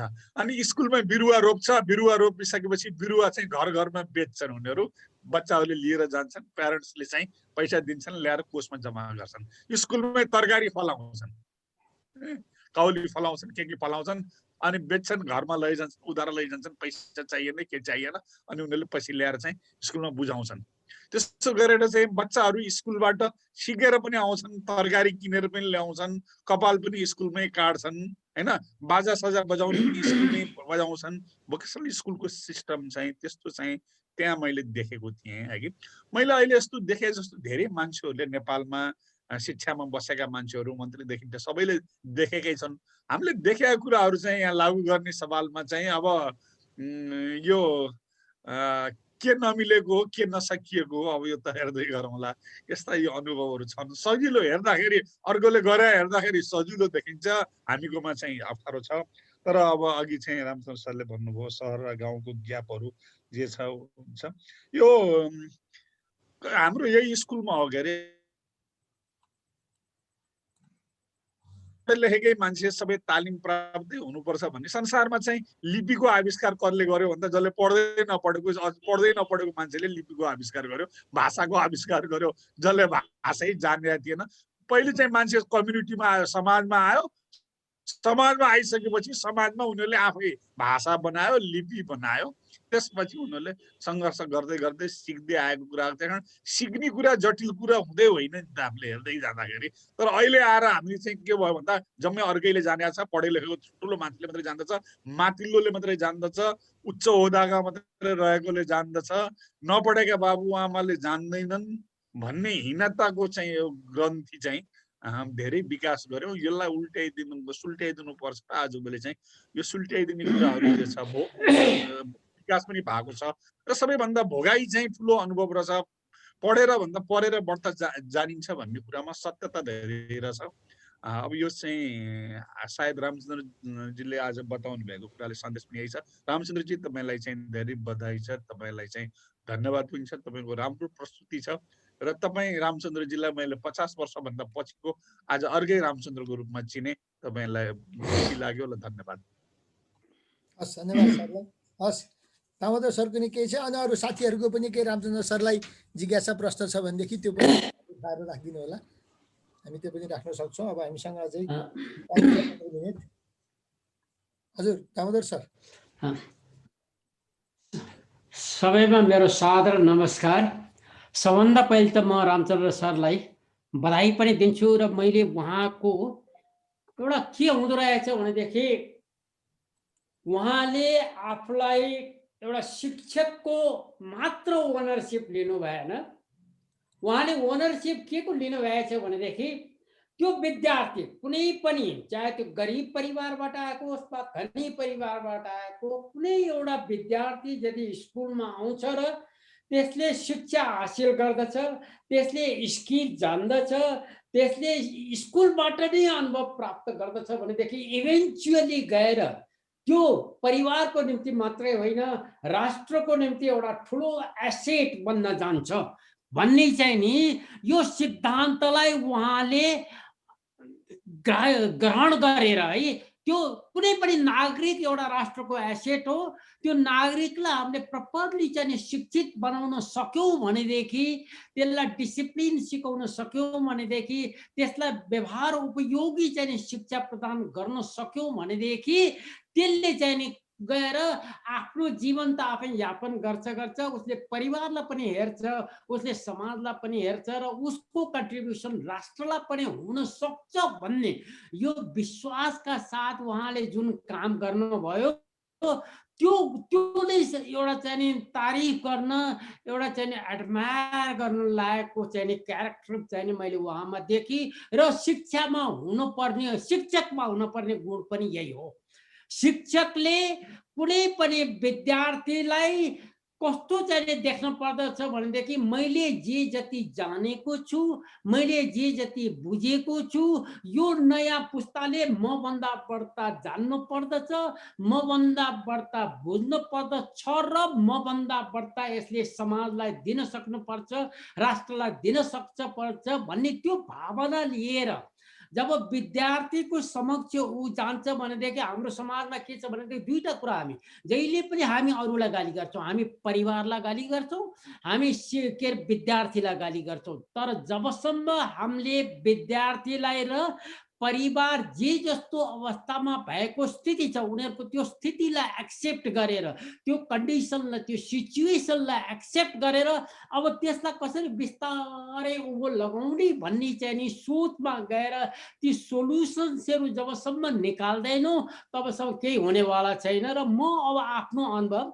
म हुन त अब कलेजमै पढाउने, कलेजमै चाहिँ नि जिन्दगी बिताएको मान्छे भए तापनि यो विगत 16 वर्षदेखि म स्कुलमा एउटा चेयरम्यान भएको नाताले स्कुलमा चाहिँ नि म आबद्ध भएको छु। र मैले चाहिँ नि सबभन्दा पहिले जाँदा साथ स्कुलमा के देखेँ भने, चाहे बोर्डिङ स्कुल हुन्, सरकारी क्षेत्रका स्कुल हुन् वा चाहिँ प्राइभेट स्कुलहरू हुन्, सबभन्दा पहिले शिक्षकहरूले के गर्छन् भनेदेखि शिक्षकले आफूलाई सबभन्दा जान्ने हुँ भनेर चाहिँ नि सोच राखेको हुन्छ। तर मेरो हेराइमा शिक्षक चाहिँ नि सबभन्दा बढ्ता जान्ने होइनन् है। शिक्षक सबभन्दा बढ्ता जान्ने हुन पनि सक्दैनन्, किनभनेदेखि समयले, यो टेक्नोलोजीले, इन्फर्मेसन टेक्नोलोजीले, यो नलेजको चाहिँ नि भण्डारले चाहिँ नि अहिलेका केटाकेटीहरूलाई यति ठुलो अपर्च्युनिटी दिएको छ कि हामी भन्दा उनीहरू कुनै कुनै मात्रामा अझ बढ्ता जान्ने भइसकेका छन्। तर जे होस्, जे जस्तो होस्, शिक्षकले आफूलाई जान्ने भन्नुहुन्न। शिक्षकले चाहिँ अघि नै उहाँले कुरा गर्नुभयो र म के भन्छु भनेदेखि सबभन्दा राम्रो टिचर त्यो हो जसले सबभन्दा तल्लो स्तरको, चाहे निम्न माध्यमिक चाहिँ स्कुल छ भनेदेखि सबभन्दा तलको क्लासमा सबभन्दा बढ्ता जान्ने टिचर गएर सिकाउन थाल्यो भनेदेखि बल्ल उसले चाहिँ त्यो शिक्षा भनेको के हो भन्ने कुरा बुझ्दछ। त्यो किन भन्छु भनेदेखि म त्यो सबभन्दा तल्लो स्तरको चाहिँ बच्चालाई उठाउनको निम्ति चाहिँ अक्षर सिकाउने होइन, उसको आनी बानी पनि सिकाउने होइन। सबभन्दा पहिले के गर्नु पर्यो भने ऊ बच्चा हुन सिक्न पर्यो। ऊ बच्चालाई सिकाउन त्यो मान्छे बच्चा नै हुनु पर्यो। बच्चा भएर बच्चासँग खेलेर चाहिँ नि जानु पर्यो भनेपछि शिक्षकले आफूलाई विद्यार्थीको तहमा ओह्राल्न जान्नु पर्यो। उसमा भएको जुन एउटा चाहिँ आइडेन्टिटी छ, प्राइडको आइडेन्टिटी, घमण्डको आइडेन्टिटी, आडम्बरको आइडेन्टिटी छ, उसले त्यो आडम्बरलाई सबभन्दा पहिले पन्छाएर त्यो विद्यार्थीको लेभलमा आफूलाई ओह्रालेर बनाएको मतलब त्यो विद्यार्थी र त्यो शिक्षक एउटा चाहिँ साथी भाइको रूपमा चाहिँ जब ऊ हुन थाल्दछ अनिखेरि मात्रै उसले चाहिँ त्यो विद्यार्थीलाई चाहिँ नि उठाउन सक्दछ है। आफू समान लेभलमा गइसकेपछि ल बाबु यो यसरी गरौँ भनेर साथीभाइको रूपमा जब डिल गर्न थाल्दछ, जब त्यो विद्यार्थीको कन्डिसनलाई एक्सेप्ट गर्छ अनि विद्यार्थीमा सिक्ने चाहना हुन्छ। र विद्यार्थीले सिकेन भने यदि हामी भन्दछौँ भनेदेखि एउटा शिक्षकको नाताले हामीले त्यहाँ गल्ती गरिराखेका छौँ। विद्यार्थीलाई सिकेन भन्नै हुँदैन, किनभनेदेखि त्यो रिसोर्सेस त विद्यार्थीसँग छ, नभएको होइन। म जहिले पनि एउटा इक्जाम्पल दिन्छु। सलाइको काँटीमा त्यो बल्ने चाहिने क्यारेक्टर तिनै छ, त्यो प्रपर्टी तिनै छ। त्यसलाई स्ट्राइक गरिदिनु पर्दा स्ट्राइक गरिसकेपछि त्यो आफै बल्न थाल्छ। त्यस्तै विद्यार्थीमा सिक्ने चाहना त्यहाँ आफै छ। त्यो सिक्ने चाहिँ नि कसरी सिक्ने भन्ने चाहिँ मेथड हामीले सिकाइदिनु पर्ने हो। त्यो सब्जेक्ट म्याटरलाई पढाउने होइन, कसरी त्यो सब्जेक्ट म्याटरलाई पढ्ने भन्ने चाहिँ नि त्यो मेथोडोलोजी हामीले चाहिँ विद्यार्थीलाई सिकाइदिनु पर्ने हो। र त्यो सिकाउन सक्यो भनेदेखि चाहिँ नि विद्यार्थीहरूले सिक्छन्। र त्यही कुरा चाहिँ नि उहाँले गर्ने रसुवामा पनि त्यो गर्ने ट्राई गर्नुभएछ, प्यारेन्ट्सको चाहिँ नि हेल्प लिएर। र उहाँ रामेछापमा जाँदाखेरि पनि त्यो गर्ने ट्राई गर्नुभएछ भनेदेखि मेरो नजरमा चाहिँ नि उहाँ साँच्चीकै एउटा यस्तो शिक्षक हुनुहुन्छ र अनुकरणीय चाहिँ नि व्यक्तिको रूपमा मैले उहाँलाई पाएँ। र उहाँबाट चाहिँ अझै पनि हामी सबैले पनि धेरै सिक्न सक्छौँ। यो स्कुल सम्बन्धी चाहिँ नि मेरा अनुभवहरू, यो 16 वर्षका मेरा अनुभवहरू त्यो म कुनै दिन बताउँला। के कसो गर्दाखेरि चाहिँ विद्यार्थीहरूले बढी सिक्छन्, के कसो गर्दाखेरि चाहिँ प्यारेन्ट्सहरूले त्यो स्कुलसँग सहकार्य गरेर, विद्यार्थीसँग सहकार्य गरेर एउटा स्टेक चाहिँ होल्डरको रूपमा प्यारेन्ट्स पनि, विद्यार्थी पनि, शिक्षक पनि सबै चाहिँ एउटा स्टेक होल्डरको रूपमा अगाडि आएर चाहिँ सहकार्य गरेर यो सिक्ने र सिकाउने चाहिँ कार्य गर्न सक्दछन्। त्यसको बारेमा म कुनै दिन चाहिँ मेरो अनुभव बताउँला। त्यो बडा रमाइलो हुनेछ है। म यति भन्दै अहिलेलाई चाहिँ नि र म अर्को आफ्नो एउटा सानो अनुभव पनि, दुईटा अनुभव बताउन चाहन्छु। एउटा त म अस्ति पनि भने मैले यो व्यावसायिक र चाहिँ प्राविधिक शिक्षाको उसमा म जर्मनीबाट पढेर फर्केर आइसकेपछि मेरो चाहिँ थापाथली क्याम्पस, त्यो बेला टेक्निकल ट्रेनिङ इन्स्टिट्युट भन्थ्यो र डाइरेक्टर साहब हुनुहुन्थ्यो। उहाँले मलाई बोलाएर के भन्नुभयो भनेदेखि, लामिछानेजी तपाईँ के गर्नुहोस् भनेदेखि अब यहाँ धेरै टिचरहरू छन् होइन, अब धेरै टिचरहरू भए पनि त्यो फर्स्ट इयरलाई पढाउन चाहिँ कोही पनि चाहँदैन। तर त्यो फर्स्ट इयर चाहिँ बडा इम्पोर्टेन्ट चाहिँ इयर हो। फर्स्ट, सेकेन्ड, थर्ड इयरमा अब यहाँका टिचरहरूले थर्ड इयरमा पढाउन चाहिँ पाएँ भनेदेखि ओहो म त थर्ड इयरमा पढाउने भनेर चाहिँ एउटा प्राइड फिल गर्छन्। तर तपाईँ अब जर्मनीमा गएर चाहिँ सबै कुरा बुझेर आइसक्नुभयो। त्यसैले you take the responsibility of first year students भन्नुभयो। त्यो एउटा हाम्रो बेसिक कोर्स भनेर कमन कोर्स थियो, जहाँ चाहिँ हामीले के अरे वर्कसप टेक्नोलोजी पनि पढाउनु पर्ने थियो, मेटेरियल साइन्स पनि पढाउनु पर्ने थियो। हामीले चाहिँ वर्कसप आफैले गएर चाहिँ प्र्याक्टिकल पनि गराउनु पर्ने थियो होइन, एप्लाइड म्याथमेटिक्स पनि पढाउनु पर्ने थियो र प्लस वर्कसपमा गएर चाहिँ ट्रेनिङ पनि दिन पर्ने थियो। बिहान 9 बजेदेखि बेलुका 5 बजेसम्म चाहिँ इङ्गेज हुनुपर्ने थियो। भनेपछि this is very important things. तपाईँ चाहिँ त्यति गरिदिनुहोस्, यु हेभ द्याट अन्डरस्ट्यान्डिङ भनेर भनेपछि चाहिँ नि मैले विलिङ ल हुन्छ सर। फर्स्ट इयरमा यदि स्टुडेन्टले राम्रोसँग पढेर जाने भनेदेखि चाहिँ नि उनीहरूको त्यो पढ्नप्रति चाहिँ लगाव चाहिँ डेभलप पनि हुन्छ र उनीहरू चाहिँ त्यो डिसिप्लिन सिकेर अनि कुन उसमा जाने, इलेक्ट्रिकलमा जाने कि अटोमोबाइलमा जाने कि जेनरल मेकानिकलमा जाने। हामी फर्स्ट इयर कमन थियो, त्यो गर्दाखेरि चाहिँ मैले विलिङली नै फर्स्ट इयरको चाहिँ क्लासेसहरू लिन थालेँ र त्यसले चाहिँ एउटा पोजिटिभ एटिच्युड आउँदो रहेछ। मैले चाहिँ जहिले पनि भन्थेँ विद्यार्थी, अब मेरा चेलाहरूमा एकजना त मन्त्री, तपाईँहरूलाई पनि थाहा छ, हाम्रो के अरे कस्तो नाम बिर्सिएँ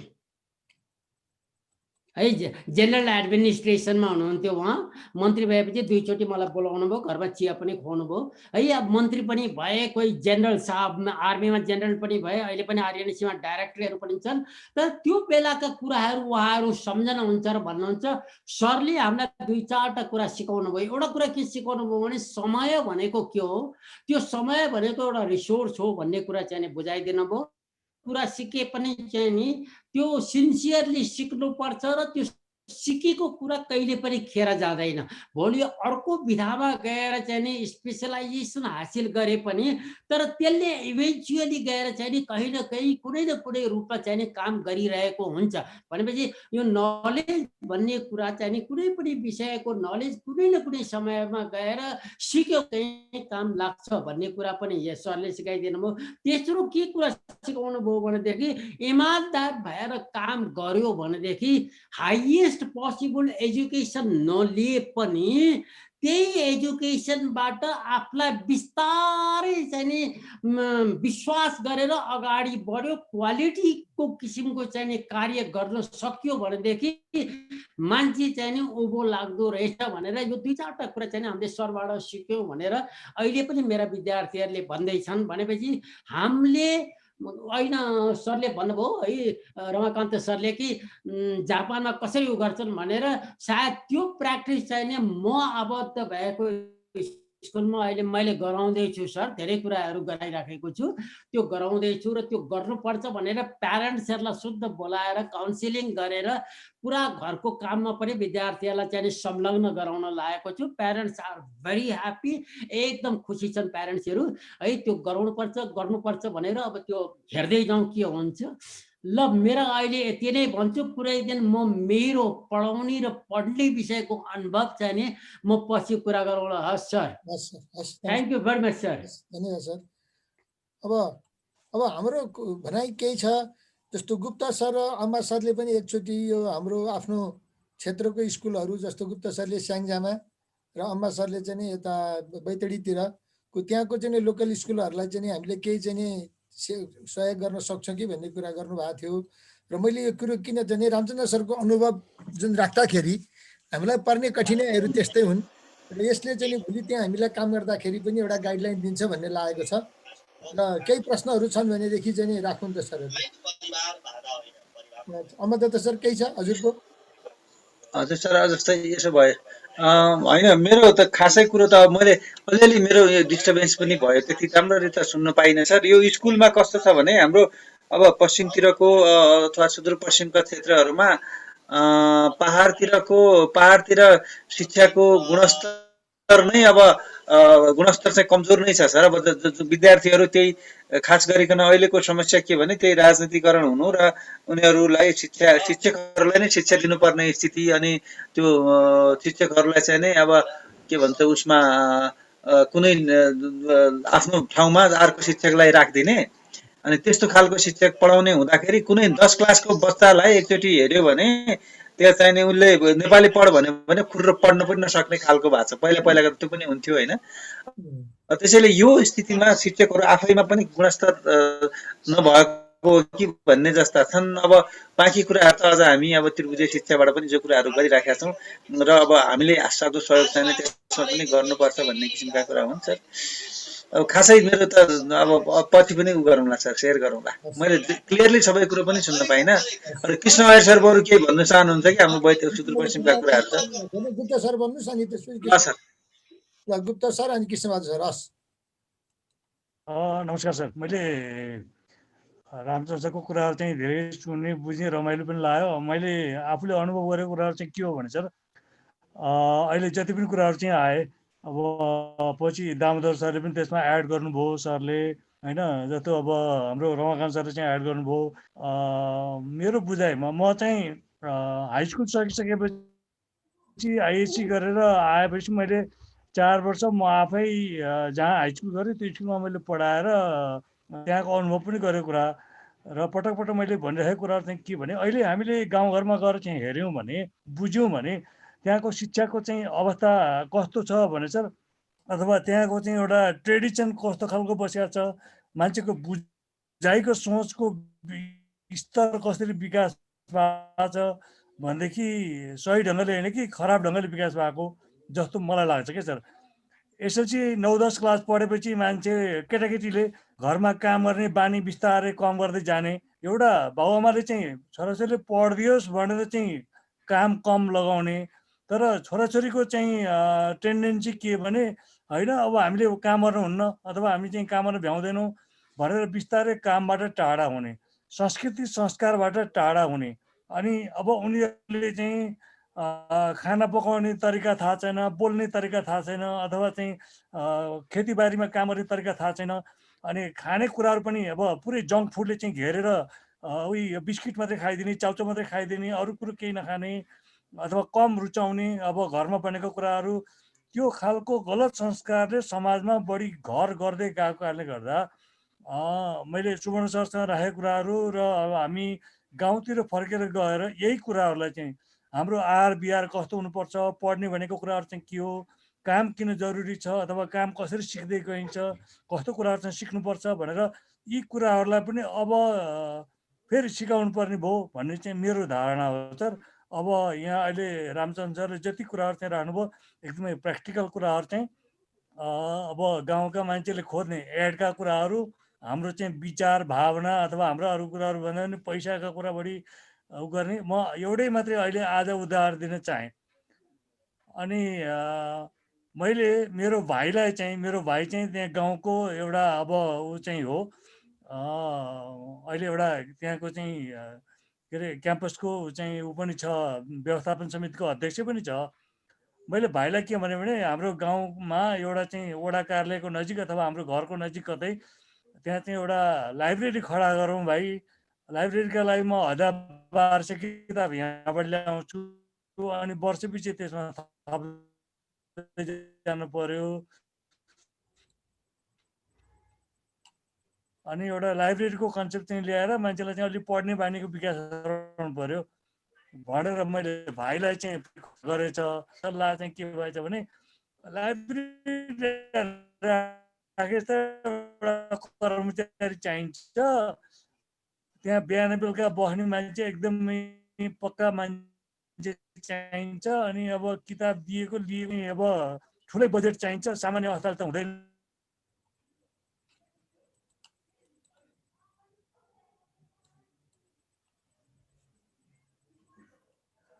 अलिकति समस्या आयो सरको। हजुर अलिकति गुप्ता सरको चाहिँ यहाँ समस्या आयो। कस्तो भयो भने हाम्रो सुदूरपश्चिमतिर त अब शिक्षक नै जम्मै इन्डियन, हामीले पढ्ने बेला इन्डियातिरका शिक्षकहरू हुनुहुन्थ्यो, अनि अङ्ग्रेजीको नेपाली पनि नहुने, हिन्दीमा सेलोजमा नै अबाबिल चरो भनेर सिकाउनुहुन्थ्यो उहाँले। अब डिक्सनरी पनि अजन्ता डिक्सनरी भन्ने थियो, हिन्दी इङ्ग्लिस डिक्सनरी, त्यस्तोबाट हामीले शिक्षा सुरु गरेका हौँ। अब हामी पढ्दाखेरि चाहिने मेरो अनुभव भन्छु, हामी चाहिने सवैया दुना, अनि दुना भन्छ नि हामी, दो एकम दो, दो दुनी चार भनेर त्यसरी अन्तिम पिरियडमा गोलो भएर एकले उभिएर भट्याउने चाहिने, त्यो अरूले चाहिने त्यसरी भन्ने, अनि सवैया हुटा दुना त्यसरी चाहिने जो हामीले पढ्थ्यौँ। अब अनि नेपाली लेख्दा सुलेख लेख्ने कलमले, अनि मसीमा चोपेर निगालाको कलमले त्यसरी लेखेर हामीले त्यसरी पढेको हो। कापी के अरे पेन्सिल थिएन त्यतिखेर, अनि चाहिने यो उसले खरी ढुङ्गो हुन्छ हाम्रोतिर, अब हजुरहरूतिर त्यो हुन्छ कि हुँदैन, त्यो खरी ढुङ्गोले पार्टीमा चाहिने लेख्ने हिसाब त्यसरी गर्थे। अब अहिले कस्तो भयो भन्नुहुन्छ भने, अब मैले 32 सालमा एसएलसी गरेको हुँ। अब त्यतिखेर कि नेपालगञ्जमा क्याम्पस, अनि डोटीमा बाँकी चाहिने हामीले भारतको पिथौरागढमा पढ्न जानुपर्ने।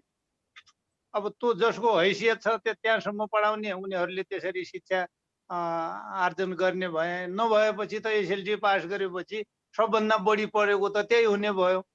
अब त्यतिखेरको पुरानो शिक्षाको एसएलसी पनि अलिक कडै थियो, हजुरहरू पनि त्यही समयको हुनुहुन्छ। अब त्यसपछि आएर बिस्तार बिस्तारले अब नयाँ शिक्षा योजना लागू भयो, नयाँ चाहिने एजुकेसनको पढाइ भयो, आइएड बिएड चाहिने गर्ने भने ट्रेनिङ गर्न तालिम टिचरहरू पनि नेपालगञ्जमा आउनुपर्ने, त्यो इन सर्भिसवालाले पढ्नु पनि नेपालगञ्ज आउनुपर्ने। अब डाइरेक्ट बाटो पनि थिएन, कर्णाली पश्चिमका त पुलै भएन, कर्णालीमा पुल पनि थिएन, इन्डिया भएर यो रूपैडिया कता कताबाट नेपालगञ्ज आउनुपर्ने, त्यस्तो चाहिने विकट ठाउँ थियो हाम्रोमा सर है। अब अहिले चाहिने त क्याम्पस कलेज सबै छन्, तर चाहिने शिक्षाको गुणस्तर हेर्दाखेरि अब यति तल खसिएको छ कि सायद अब 12 कक्षा 12मा पास नहुन सक्नेले एउटाले अङ्ग्रेजी यो नेपालीको विषय अङ्ग्रेजीमा इक्जाम दिनु पर्ने हुन्थ्यो भने मैले पास गर्थे भन्ने सम्मका छन् अहिले स्थिति त्यस्तो। अब त्यो भएको हुनाले अब यो शिक्षाको गुणस्तर, अब शिक्षित चाहिने पढे लेखेका धेरै छन्। अब अहिले त चाहिने अब डडेलधुरामा पनि एजुकेसन क्याम्पस छ, आइबिएडसम्मको त्यहाँ पनि पढाइ हुन्छ। अब नेपालगञ्ज महेन्द्रनगरमा साइन्सी क्याम्पस, सुदूरपश्चिमाञ्चल युनिभर्सिटी नै छ, तर त्यो युनिभर्सिटीको स्थिति कस्तो छ भने अब के त्यसले के गुणस्तरको चाहिने शिक्षा दिइरहेको छ अहिले, जो वर्षौँ 6 महिनासम्म त तालाबन्द हुन्छ त्यहाँ, त्यो खुल्दै खुल्दैन। अब चाहिने त्यो त्यस्तो स्थिति छ अहिले त। अब हामीले पढ्ने बेला त त्यो हडताल गर्ने अनि चाहिने तालाबन्द गर्ने भन्ने त सोचै थिएन। हाम्रो पालासम्म त्यो सोचै थिएन त्यसो गर्नुपर्छ, यसरी चाहिने दबाब सिर्जना गर्ने भने। अब टिचर सकियो भने पिथौरागढ जाने, त्यहाँबाट चाहिने लिएर आउने, बिएससी सर हो आइएससी सर हो भन्थे। अब सर्टिफिकेट हेर्ने कोही होइन, पढाउनु चाहिँ उहाँहरूले पढाउनुहुन्थ्यो हामीलाई, हामीले इन्डियाबाटैको सरले पढाउनु भएको हो त्यतिखेर। अब अहिले त अब यस्तै हो सर। अब तर हाम्रो चाहिने अब नेपाली भाषा पनि हाम्रो एकदम, किनभने हाम्रो मातृभाषा नै नेपाली होइन, हाम्रो त आफ्नै भाषा छ उतैतिरको। अब कसैले अहिले डोटेली भाषा भनिरहेका छन्, कसैले चाहिने होइन यो डोटेली पनि भन्नु भएन यसलाई भन्ने पनि छन्। हाम्रो 7 नम्बर प्रदेशमै पनि विवाद छ त्यो भाषामा पनि। अब नेपाली त हामीले भर्खर सिकेर त्यसरी, अब 2-3 क्लासमा एउटा पाठ थियो, ऊ बाबा हेर लौज्यू गर बाबा गए सहर भरे आउँछन् घर भन्ने थियो त्यो। अब यो भरे भने के हो भने सहर गएपछि त भारी बोकेर ल्याउँछन् नि त, त्यही हो भारी बोकेर ल्याउने भन्नुभयो त्यहाँ हामीलाई पढाउने सरले। अब पछि बुझ्दै जाँदा त भरे भने त अर्कै कुरो रहेछ। अब हेर्नुहोस् अब यहाँ कुरो यो स्थिति थियो सर हाम्रो। अब अरू त अब अहिले त अब त्यही हो चाहिने, अघि उहाँ अम्बा सरले भन्नुभयो नि अहिले त भाडाका शिक्षक राख्ने, अनि अब शिक्षकहरू पनि त पढाउन छोडेर चाहिने अब राजनीतितिर लाग्ने, यस्तो वातावरण भएर अब शिक्षाको स्तर त्यो हो। अब यति मैले मेरो अनुभव भने। हस्, धन्यवाद। हस् कालवान सर, ल अब लास्ट गरौँ कालवान सरको हजुरले। हुन्छ सर। हामी 3 जना, कालवान सर, रामचन्द्र सर र म त एउटै कलेजको विद्यार्थी छौँ यहाँ। हामी व्यवसाय रामचन्द्र सर पनि हो? हजुर, उहाँ पनि सानोटिमी क्याम्पसको विद्यार्थी हो पहिले। एकदम लु, आज थाहा भएको त्यो। अघि हाम्रो सापकोटा सरले भन्दै हुनुहुन्थ्यो 50 वर्ष म नचिनेको आज चिने भन्नुभएको जस्तै मैले पनि आज थाहा पाएँ। मलाई बहुत मजा लागेको कुरा चाहिँ हाम्रो रामचन्द्र सरले भन्नुभएको कुरा चाहिँ यो स्वयंसेवी भावना भनेको चाहिँ सित्तैको कुरा हो भन्ने चाहिँ हिजो आज ठानिन्छ भन्ने जुन कुरा उहाँले भन्नुभयो, यो चाहिँ बडो मलाई घत लाग्यो। स्वयंसेवी गर्छु भन्दाखेरि चाहिँ अब त्यसको चाहिँ भ्यालु मान सम्मान नहुने, अब आफूले लगानी गरिसकेपछि अथवा आफ्नो सहभागिता भइसकेपछि, आफ्नो स्वामित्व भइसकेपछि मात्रै जुनसुकै कुराको पनि महत्त्व हुन्छ भन्ने कुरा चाहिँ उहाँले बडो मिठो उदाहरण दिनुभयो। त्यो चाहिँ मलाई बडो गजब लाग्यो। वास्तवमा त्यो रामचन्द्र सरको आफ्नो अनुभव चाहिँ उहाँ खानु अब ताजा खानु योग हो, पुरानो बासी खानु योग हो। साँच्चै नै उहाँ चाहिँ एउटा प्रोफेसनल टिचर को उदाहरण उहाँले दिनुभयो। टिचर वास्तवमा प्रोफेसनल नै हुन्छ भन्ने मैले चाहिँ बुझेको हो। प्रोफेसनल र एमेच्योर। अब ड्राइभरले पनि चाहिँ जब गर्छ। ड्राइभर भनेको चाहिँ एउटा सोर्सबाट डेस्टिनेसनसम्म पुर्याउने उसले पनि काम गर्छ, त्यो जब उसको ड्युटी उसले पुरा गर्छ नै राम्रोसँग, तर ऊ चाहिँ प्रोफेसनल होइन अरे। टिचर भनेको चाहिँ 10 देखि 4 सम्म उसले पढाउँछ, त्यसको सँगसँगै उसले गृह कार्य दिएको हुन्छ, गृह कार्य हेर्ने काम गर्छ, बताउने काम गर्छ। त्यस पछाडि रामचन्द्र सरले त घर घरमा गएर बताउनु भएको, विद्यार्थीहरूलाई बताउनु भएको, अनि त्यस पछाडि अभिभावकसँग समुदायसँग अन्तर्क्रिया गर्नु भएको कुरा त एकदमै हाइली प्रोफेसनल कुरा हो। त्यसैले यो परिवर्तनको निम्ति, सिकाइको निम्ति भावना पनि चाहिने र जिम्मेवारी एउटा प्रोफेसनल ढङ्गले चाहिँ वहन गर्नुपर्छ है, अनि मात्रै साँच्चै नै सिकाउने काम, सिक्ने काम अनि चाहिँ हुन्छ भन्ने जुन उहाँले उदाहरण दिनुभयो त्यो चाहिँ मलाई बहुत घत लाग्यो। र जिम्मेवारी बोध र भित्रैदेखि आफ्नो भावनाबाटै चाहिँ लाग्नुपर्छ भन्ने कुरा चाहिँ उहाँले त्यो बताउनु भयो। र जिम्मेवारी र भावना दुईटै कुरा हुनुपर्छ भन्ने चाहिँ मैले सरको भनाइबाट बुझेँ। हिजो अस्ति चाहिँ अब सापकोटा सर अनि विमल फोयल सर अनि सरहरूले बताउनु हुँदाखेरि के बताउनु भएको मैले चाहिँ बुझेँ भनेदेखि मास्टर जिम्मेवारी छ है भन्ने कुरामा बहुत हामीले जोड गरेका थियौँ भन्नुभयो। त्यस्तै थुप्रै कुराहरू असल कुराहरू राख्नु भएको, तर चाहिँ विभिन्न कारणले गर्दाखेरि लागू हुन सकेन भन्नुभएको छ नि। अब साँच्चै नि यो सिक्ने सिकाउने काममा चाहिँ विभिन्न बाधा अडचनहरू आउँदो रहेछन्। जसरी हाम्रो सरहरूले चाहिँ प्रस्तुत गर्नुभएको चाहिँ शिक्षा सेवा आयोगमा एउटा उच्च स्तरीय आयोगको प्रतिवेदन पेश गर्नुभएको लागुको त कुरा होइन, अब सार्वजनिकरण गर्न नसकेको अवस्थामा हाम्रो रामचन्द्र सर जस्ता शिक्षकहरू थुप्रै रामचन्द्र सरहरू चाहिने छ।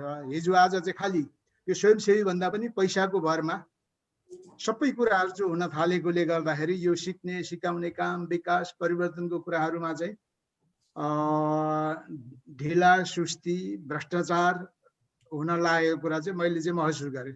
त्यसैले रामचन्द्र सरको आजको प्रस्तुति अत्यन्तै उदाहरणीय छ। त्यसैले मेरो उहाँलाई धेरै धेरै बधाई र उहाँको यो सेसनप्रति आभार व्यक्त गर्न चाहन्छु र मेरो भनाइ यति हो सर, धन्यवाद। हस् नेत्र सर के छ हजुरको? छैन सर, अब धेरै समय पनि भइसक्यो। ठिकै छ, समय पनि आज अलिकति अघि रमाकान्त सरले एउटा त्यो हाम्रो रामचन्द्र सरले चाहिँ बादीको भन्नुभयो कि उहाँले चाहिँ राउटेको भन्नुभयो, त्यो चाहिँ अलिकति फरक हुन आयो है, त्यसलाई चाहिँ करेक्सन गरिदिनु पर्छ त्यो शब्द चाहिँ।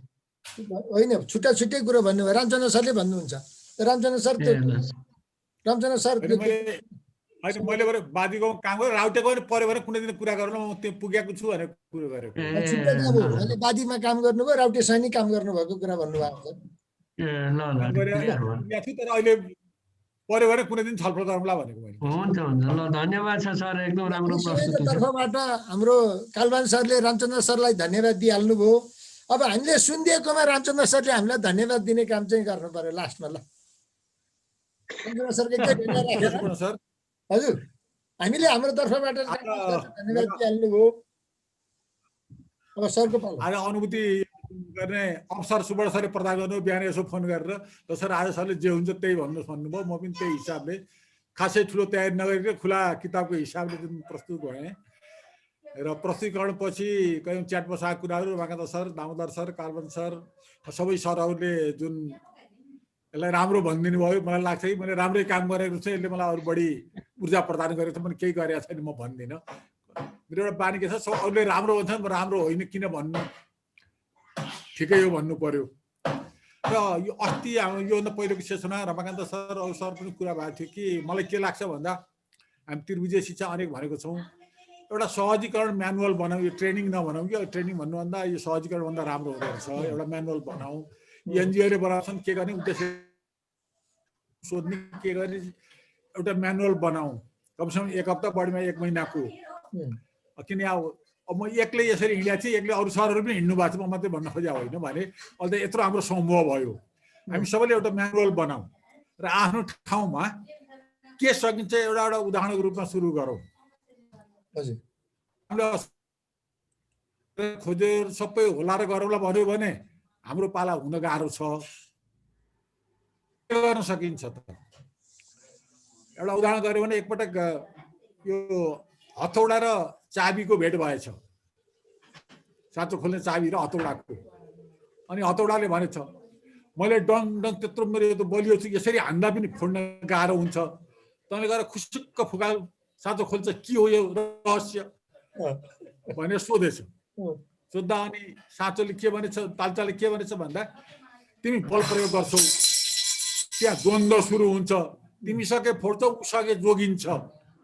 म उसको मनभित्र खुसुक्क पस्छु, सल्लाह गर्छु, लौ न हामी मिलेर यसो गरेर भन्छु, उसको मन पगाल्छु, खुत्रुक्क खुल्छ भने चाहिँ कहीँ हामी यो सरकारले यो गरेर गरेर द्वन्द्वतिर जानुभन्दा पनि हामीले कुनै एउटा त्यस्तो मोथे बनाएर ठ्याक्क गरेर केही न केही गर्न सक्यो भने सबै धेरै धेरै नसकौँला, जति गरे त्यति त गर्न सकिन्छ। एउटा सहजीकरण म्यानुअल हामी सबै मिलेर बनाऊ र त्यसलाई कसरी गर्न सकिन्छ गरौँ।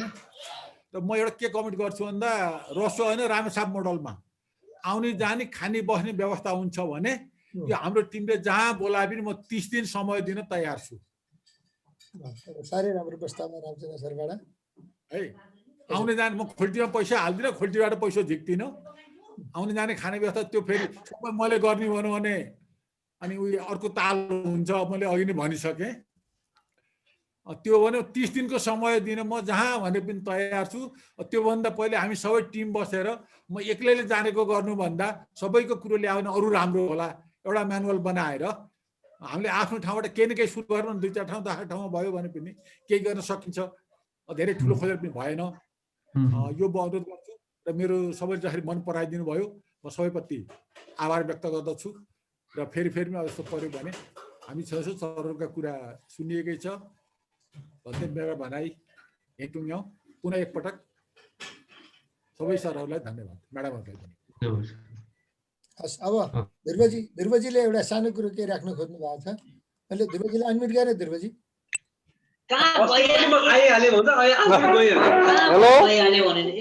हेलो हजुर हजुर भन्नुहोस् ए मैले अरू चाहिँ नि लास्टको बेलामा चाहिँ नि हाम्रो रामचन्द्र सरले काम गर्नु भएको पञ्चमुलमा त्रिशक्ति माविमा काम गर्नु भएको छ म पनि सुरुको जागिरमा चाहिँ नि माछगढेरी हेल्थ पोस्टमा पुगेको थिएँ त्यहाँ मैले पनि कन्ट्रिब्युट गरेको थिएँ त्यही कुरा मैले भनेको मात्रै हो हजुर